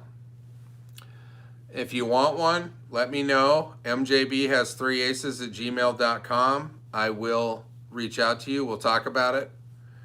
The price is set and the shipping depends on where you live. But shipping's included in the price, but the price will change $1 or $2 depending on your shipping rate. So that's where we're at. You want me to autograph? I don't know if everybody...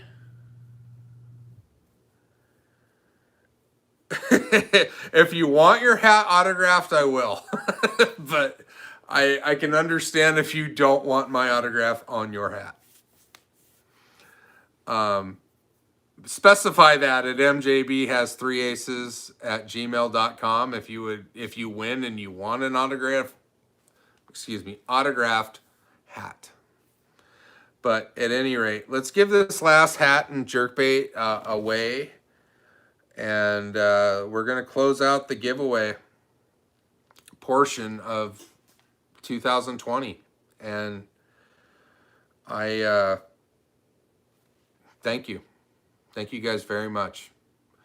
And again, I want to thank my mom, Jane Blackstock, and Larry Herzog for the ability to do this month. So here we go.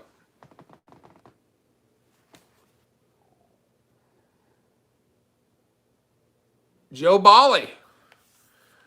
Is Joe Bali in the house? I know you were here all night, so tell me you're still here.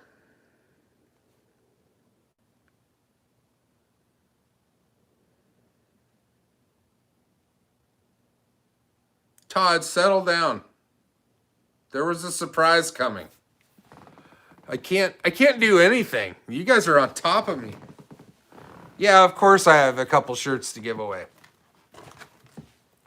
I was going to surprise you guys with that after the hat giveaway, but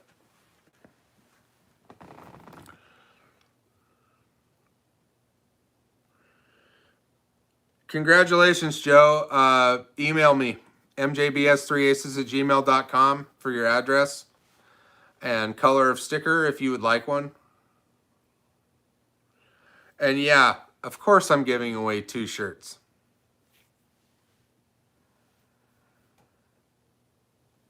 Jerry, if you're interested in buying a hat, email me. We'll talk about it.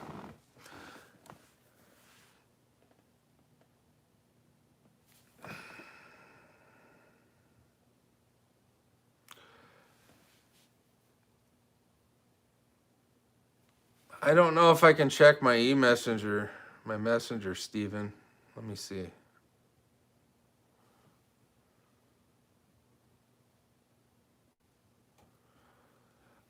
I'm using my phone for this.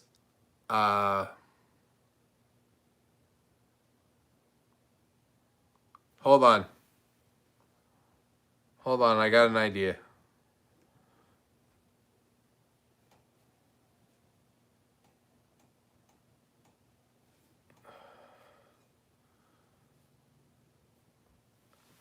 Okay. Give me 1 second. I'm going to go grab my other phone. I might be able to check my email, Steven. I got to jump out of the boat. 20 seconds. Maybe 40. Depends on how fast I can move. Oh, shit. Griffey, why are you barking? Why Griffey barking?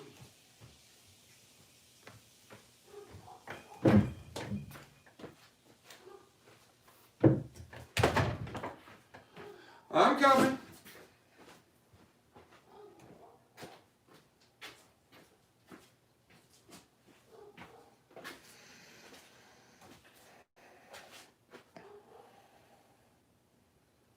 I can't.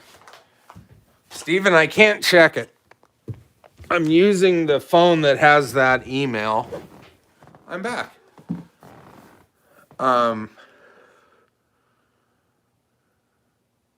I'll see it. Actually, Randy Blaukat said Bull Shoals Lake is the second most underrated lake. I watched that video. Scott Childress is right. According to Randy Blaukat, it's the second most underrated lake in the country.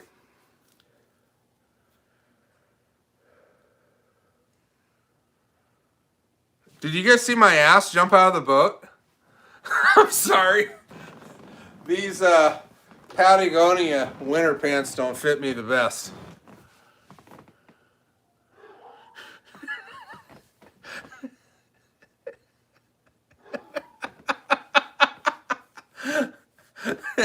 I'm sorry, that video's going to be demonetized. The prize pool is going to be a lot less.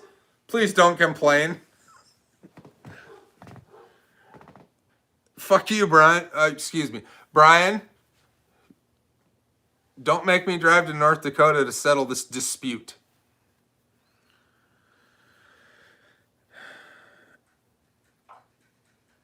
Merry Christmas, Bob. Absolutely, to you and your family, and Happy New Year. I'll see you guys next year that are hanging up. But I still have the shot to have.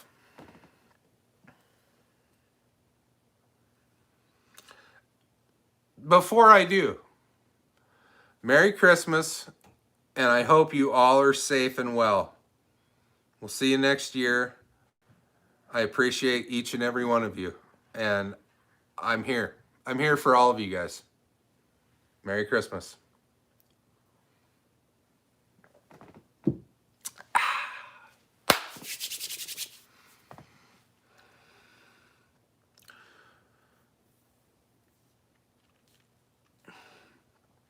No, I'm not a plumber, but I can plumb.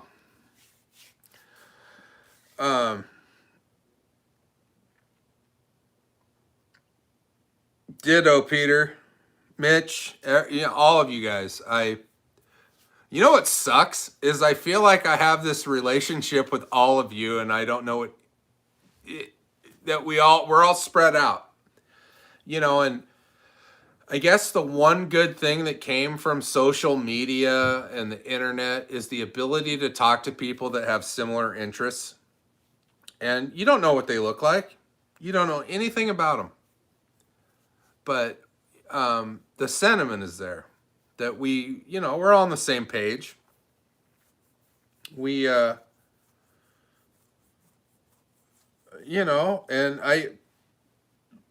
maybe if I didn't party so much, there'd be more of us. I'm having a little heartburn. It's the Fireball.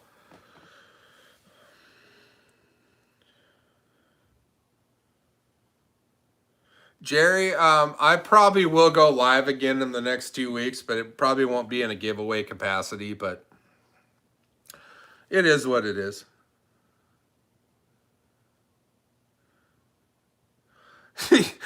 Workman's throwing it out there that he has a sweet cop mustache. Is that very similar to an 80s porn stash? I'm just asking for the audience.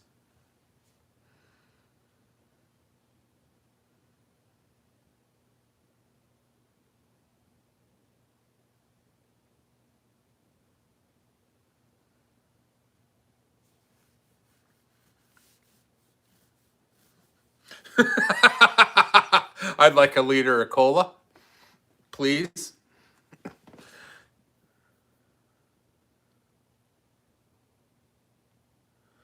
SK, that's 100%.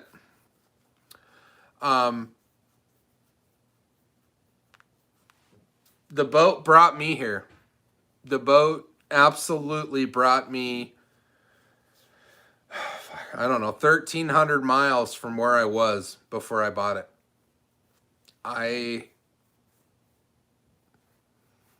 If somebody 3 years ago would have asked me if I was going to live on Bull Shoals Lake, I would have told them you're out of your mind. But I bought this boat and it changed my life. And with the help and the absolute undying support of my wife and family, we're here. If it wasn't for them, I wouldn't be here. I'd still be in Arizona. I'd probably still have this boat. I'd still be having 16-hour days going to the lake and back. But my wife also had a vision and a support for doing something different. And, at the end of the day, if you're not happy, don't do it. And, she had an inkling that she wasn't happy doing what she was doing there, and supported this whole mass exodus from Arizona to come here.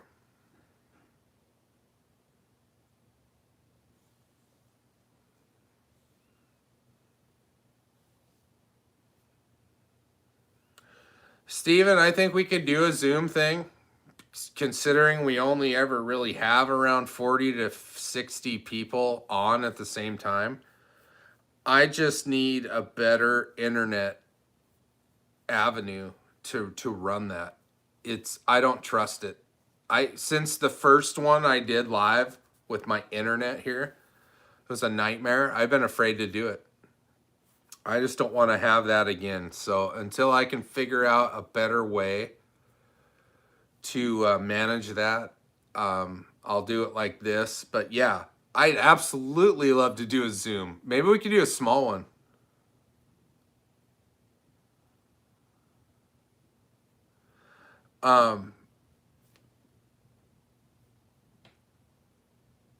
Yeah, if you guys individually ever want to reach out to me in that fashion and Zoom or chat or talk, I'm available, and you all know that.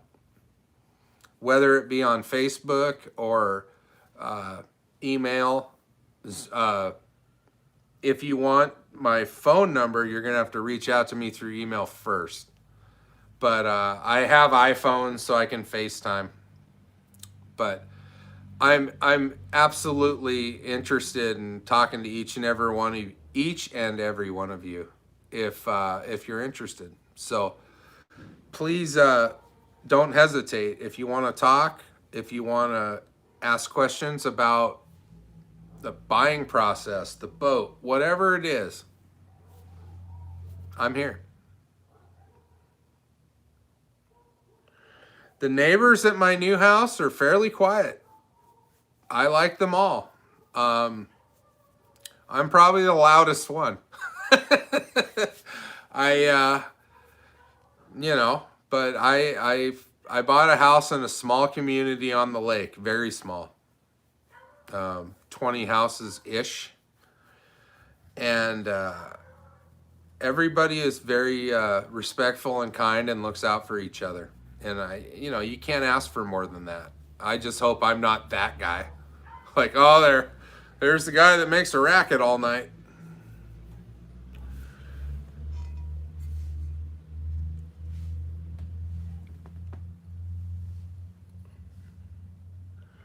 Wendy, you're hired. My email is mjbhas the number 3 aces at gmail.com. MJB has 3 aces at gmail.com. And for those of you that think that's a card or gambling reference, it's not. I've been fortunate in my life to have 3 holes in one playing golf. And that's what that means.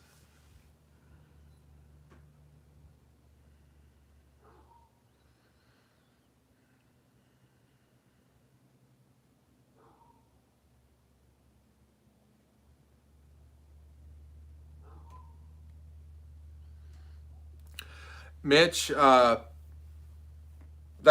how I ended up here. I took a fat chance. I mean, financially, I took a financially secure chance. I mean, we traded this for that and got 1,000 times more in return moving here. It's not about money. It's about the quality of life. And, you can live in places and make a ton of money. But at the end of the day, if you can't spend it, if you can't enjoy it, what did you gain?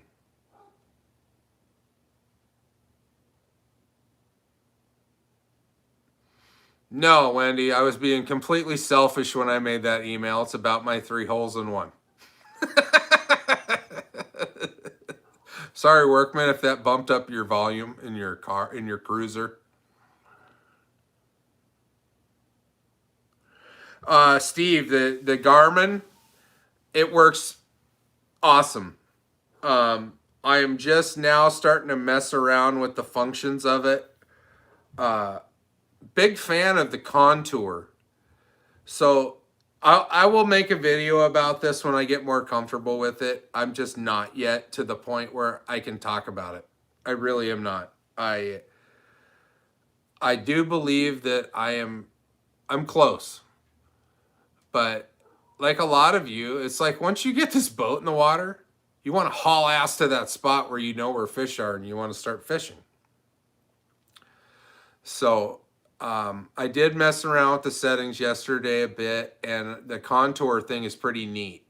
As far as that goes, you can see the creek channels in these lakes that move. Bull Shoals is an extension, it's part of the White River. So when it breaks down the depths in different areas, it will find that creek channel. Merry Christmas, John Hall. I appreciate you a great deal. I hope you and your family have a great holiday season. Take it easy.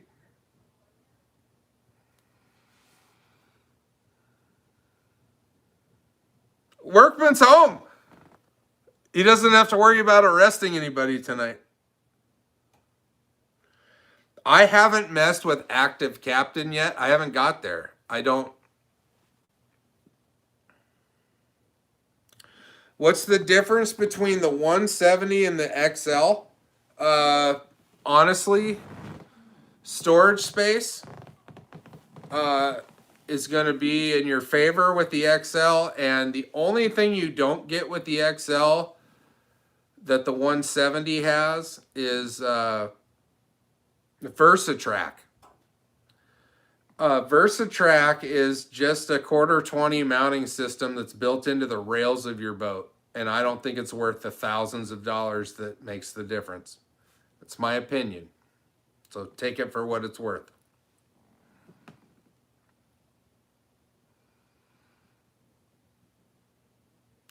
And what Todd said, I mean, price. I mean, you're gonna pay a lot. And you know what? There's a lot of people obsessed with making these boats go faster, and that's fine. But you'll find that a classic XL with a 50 horsepower will go faster than a Pro 175 with a 75 horse on it. Do the math. There's a video about it. You'll see a lot of people that'll, they'll say that they claim speeds, but the GPS doesn't lie. To add like a speedo on your boat, which our boats don't come with, they come with an RPM gauge, but any medium to high-end fish finder comes equipped with a GPS speedometer. Don't waste your money on putting a speedo on these boats if you're going to buy a fish finder that has it. That GPS speed is going to be a lot more reliable than the one that you put on the boat that's cable driven or hooked up through the motor. That's just the way it is. I don't care what anybody says. Pay the extra money for the Elite 9 Ti and the 93 SV UHD Garmin are still on sale at Bass Pro Shops for $5.99. That is the best money that you can spend on a fish finder, period. Whatever model you choose to buy, and I will make a video on comparison between the two. But at the end of the day, for $5.99 for a 9-inch finder in any variety, you cannot touch it. When the sale is done, you're going to spend another several months going, shit, I should have bought one, because they're $1,100 now.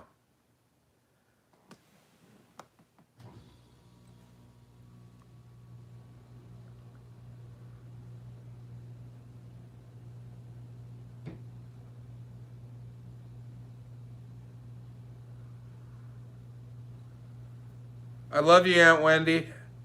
Merry Christmas. I'll talk to you.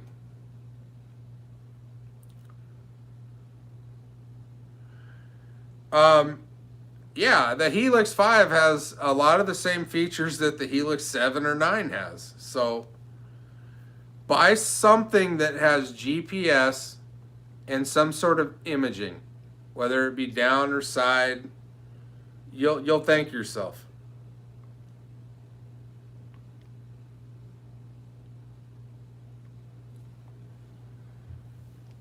Merry Christmas to the 33 of you that are still here.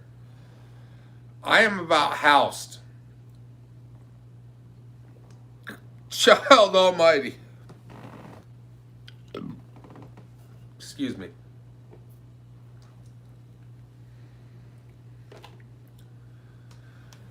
But at the end of the day, you guys, it's been a great year. It's been, it's wild. Up until about June 1st, this wasn't an option. Sitting right here in front of that world-class lake, it wasn't even a thought in our head. I did do a live video last week that talked about this, and I don't know if you guys saw this or not, but I'm going to touch on it.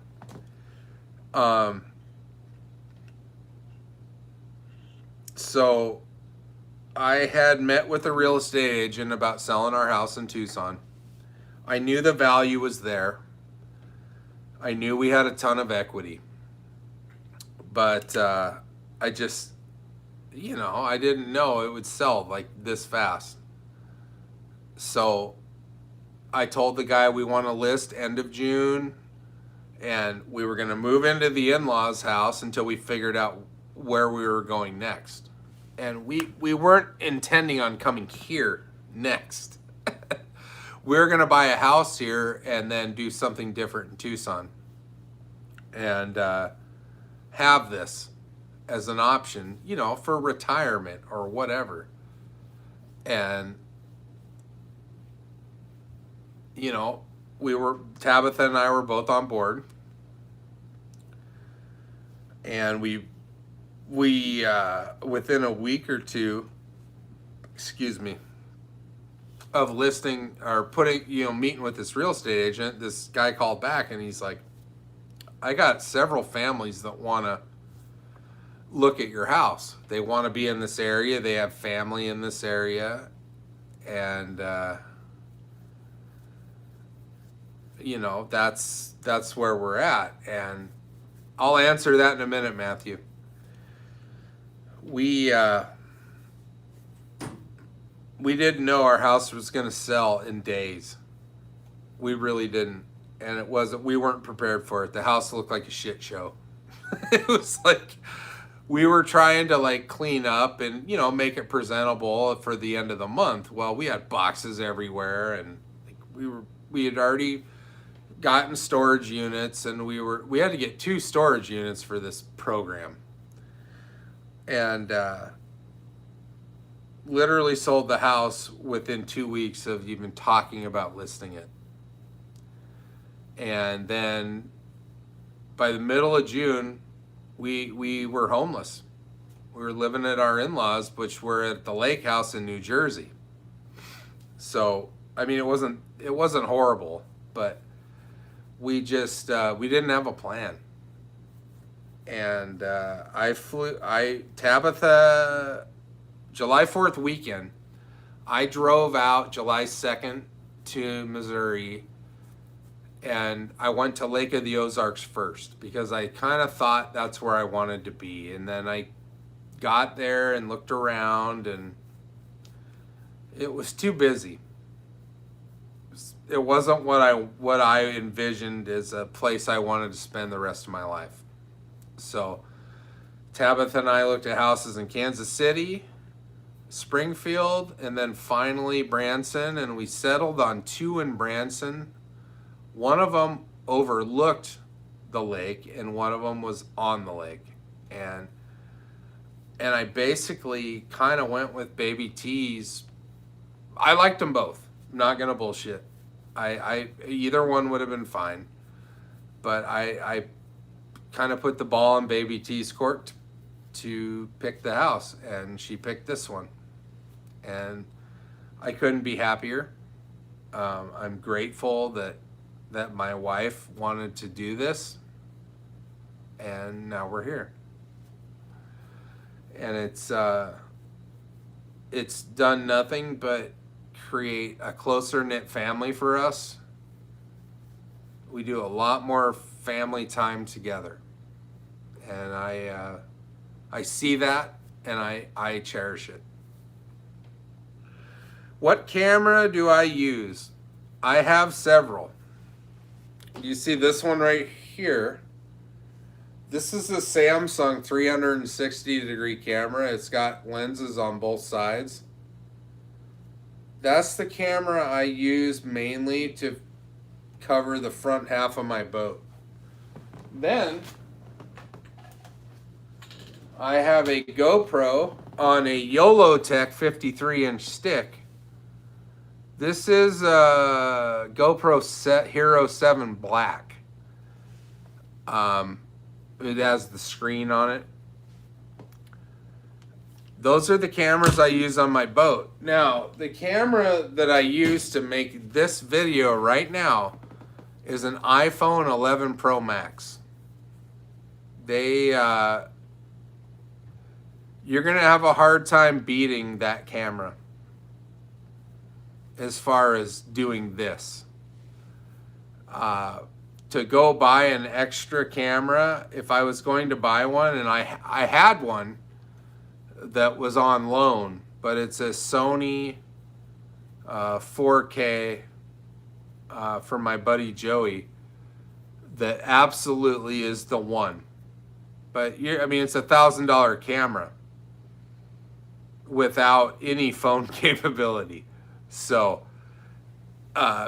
if you can afford a very up-to-date iPhone, it's the best you can do, honestly.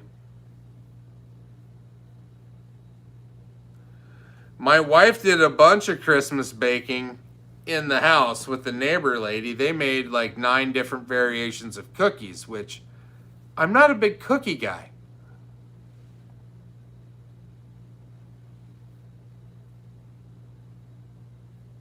Baby T is in the house. Todd, you're correct. Happy wife, happy life, brother. Yes, Steven said it right. Any advice for starting up a YouTube channel would be power, sport, mechanic related material. Okay. If I had any advice on starting up your own channel, do your homework and be consistent.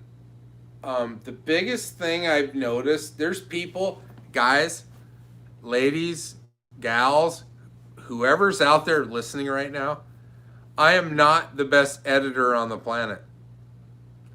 There are people that do this that are far superior to me at what they do, and they're probably younger and have more computer-based knowledge. But consistency. If you want to be good at this, be consistent. And when I say consistent, I mean 2 to 3 videos a week. That's what grabs attention.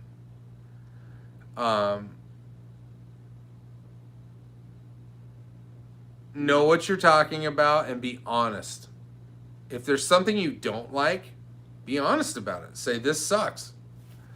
I believe that a lot of people that do this would go further with what they're doing if they were honest.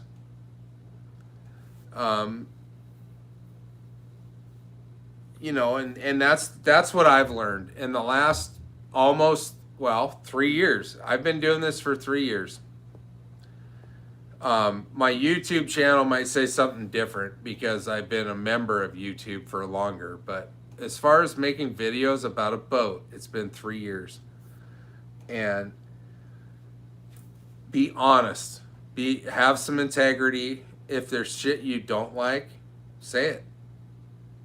Don't pray to here's the deal.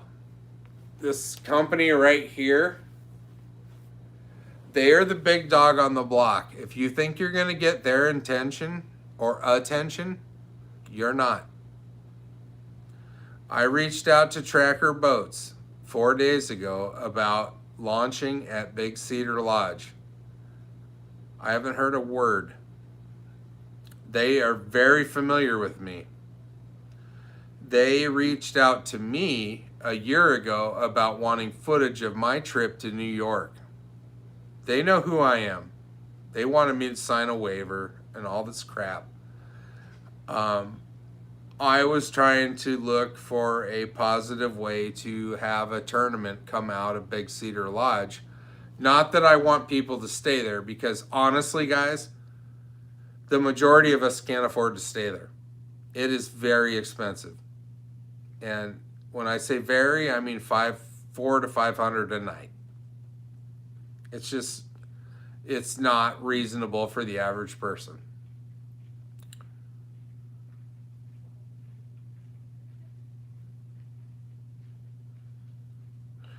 Yeah, what Workman just said. Like, if you start making money you will struggle. Like, yeah, we're not here to make money. Like, I was never here to make a dime. I didn't think I would. It was more about the potential to help people, and just bullshit. Like, at the end of the day, I'm a bullshit. And when I say bullshitter, I mean bullshit like just having a conversation, not make up stuff so people watch me. And I know the majority of you know that. So it's if you want to start a YouTube channel, be consistent, be knowledgeable, and be personable. And the biggest thing, number 4, okay, I got 5 fingers because my hands are like arthritic, but the biggest thing that I have found that gets me excited is being engageful with my audience. So every single person that comments, I respond. So think about that. If you're going to start a channel and you want growth and you want success and you want people to pay attention, if somebody asks you a question like, what kind of fish finder do you use? Answer the question like their comment. I use a Lowrance Elite 9 Ti at the helm. I use a Garmin at the bow. These are the things that people are looking for, and they want consistency. And that is ultimately what will help you learn and grow. And there's going to be people that talk smack. You have to get over that. I haven't had a whole lot of it, and I feel blessed.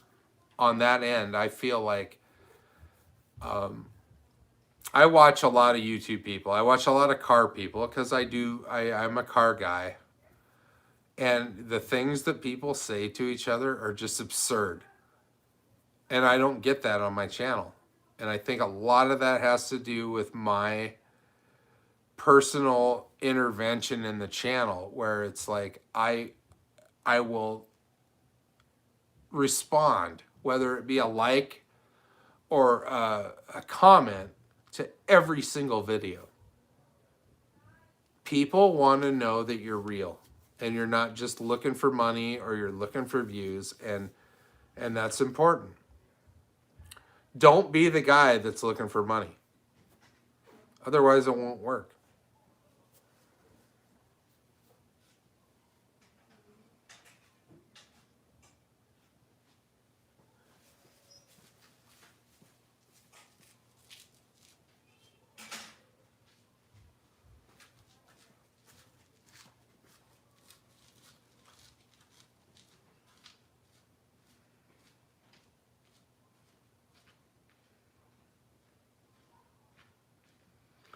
The lack of thin skin is the problem, Workman. There are people here that can't handle, and you're an officer of the law. People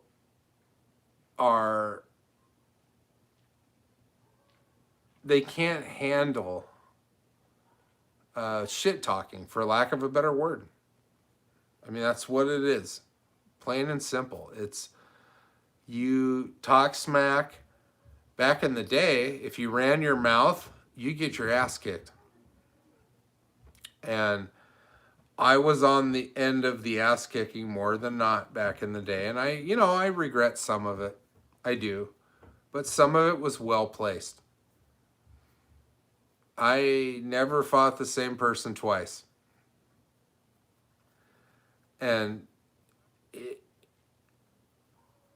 But times have changed.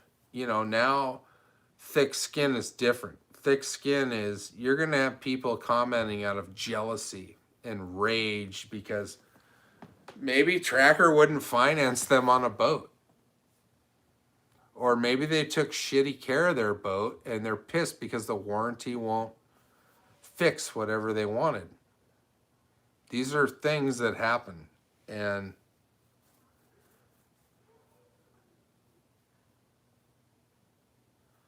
you guys want shirts? All right. Evidently, everybody wants a shirt. Glenn, the new rig on the front of the bow, honestly, it has me wanting to sell the one at the helm and buy another one of those. That's how good it is. And that might be happening. If it were up to me, I would have 2 Garmin 93 SVs on my boat instead of one. But let's give away some shirts. I started running my mouth. I blame it on Matt, because Matt makes me have shots. All right, this is for an MJB fishing shirt, you guys. Oh.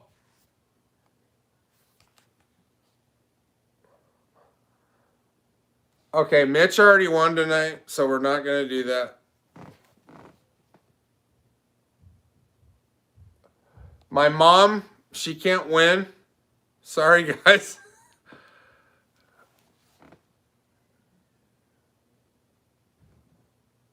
Dylan Boyette, if you're online, you have won a shirt.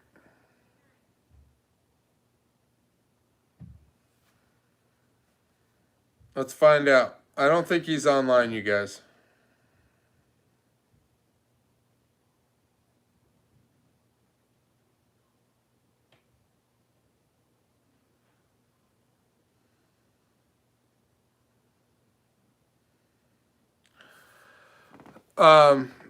Peter, I saw the comments. Be honest. Yeah, I'd love to give you my boat. I need it though. It's the only one I got.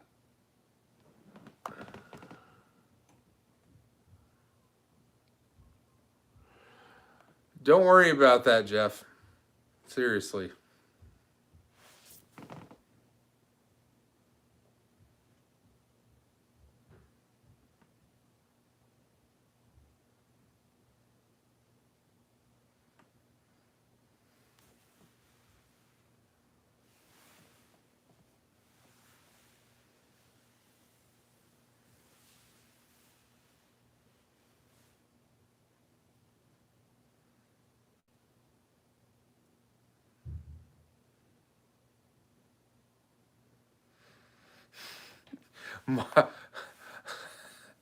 My mom gets everything that she wants. Trust me.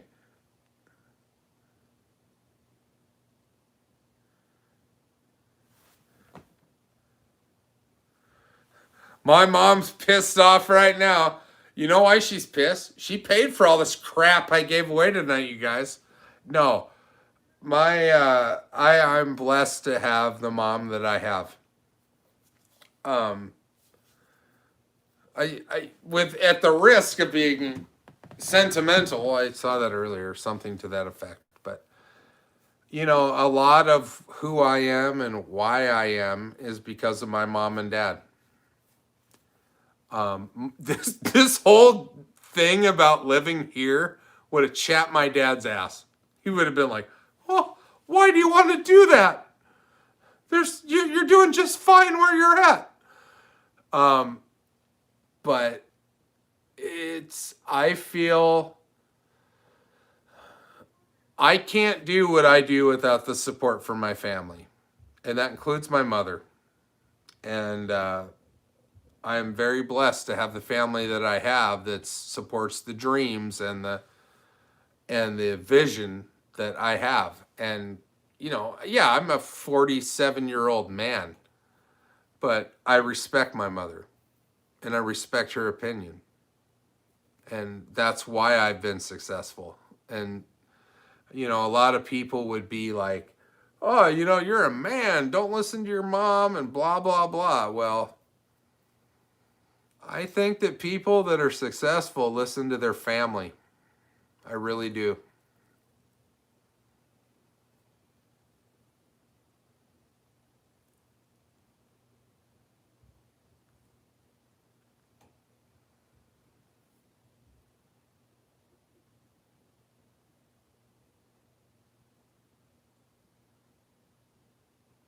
I don't remember, Steven. I don't think so.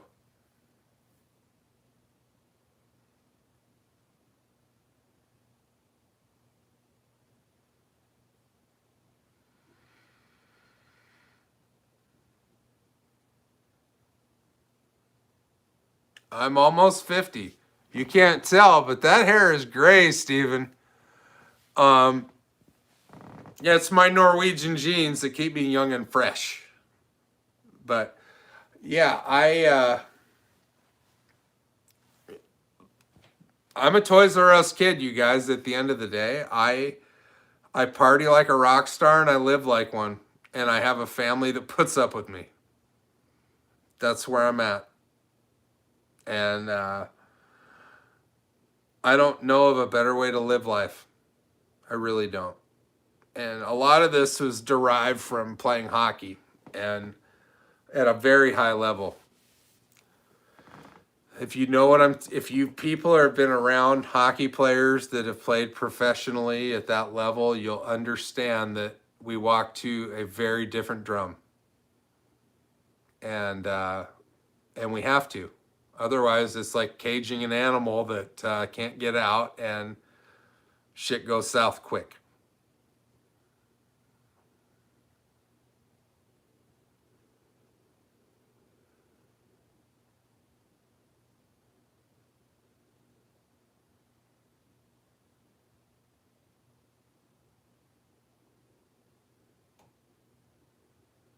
Glenn, I will absolutely autograph that on the hat.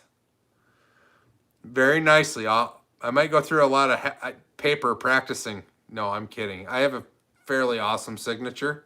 I've been signing my signature since I was about 17 years old. I don't know anything about B-Man. B-Man. I will be calling you. I just noticed my mom. I know you're going to Washington for Christmas, but answer the phone when I call you. But hey, guys, look. Have I given away any shirts yet?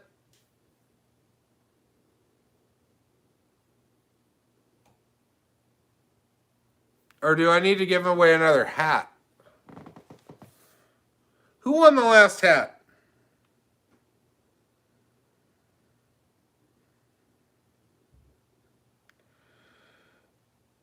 Dylan Boyette's not here. So we're going to give away another hat. And you know what? Surprise, surprise. This hat's going to come with a shirt. Here we go. So this is for a shirt, a jerkbait, and an MJB Fishing. A hat, a jerkbait, and an MJB Fishing shirt. Here we go.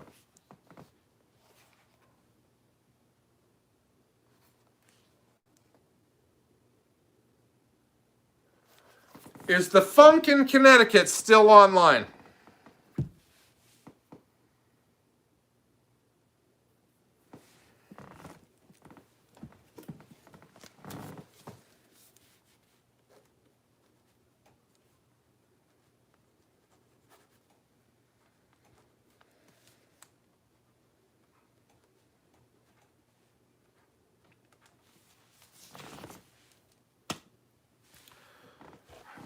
Tell me you're still online, Funk.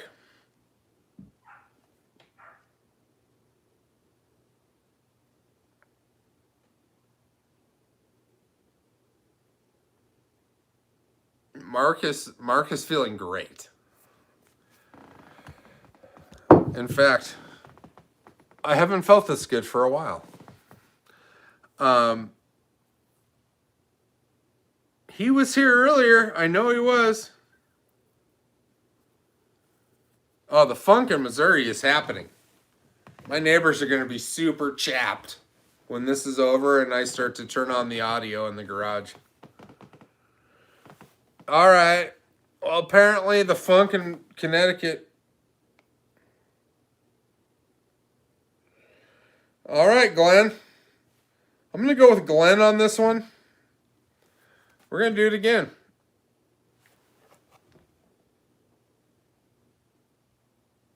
Stephen Wolf already won. As much as I want to hang out with Stephen. SK. Is SK in the building? I know he was here.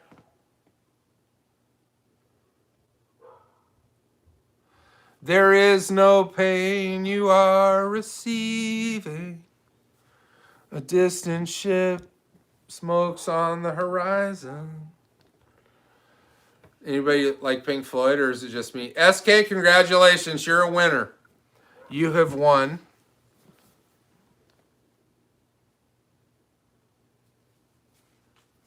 What is that? Come here, Betty. No. No. Come here. SK, email me. MJB has 3. Hold on, my retarded finger. MJB has 3 aces at gmail.com. Have another shot. See if your fingers work then. No, it's the arthritis. No. Merry Christmas, everybody.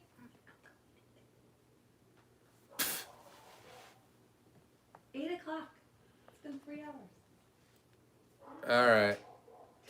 Well, hey, one more. Yeah, all right, you guys. Hey, I'm going to end this. But again, Merry Christmas. Happy New Year's.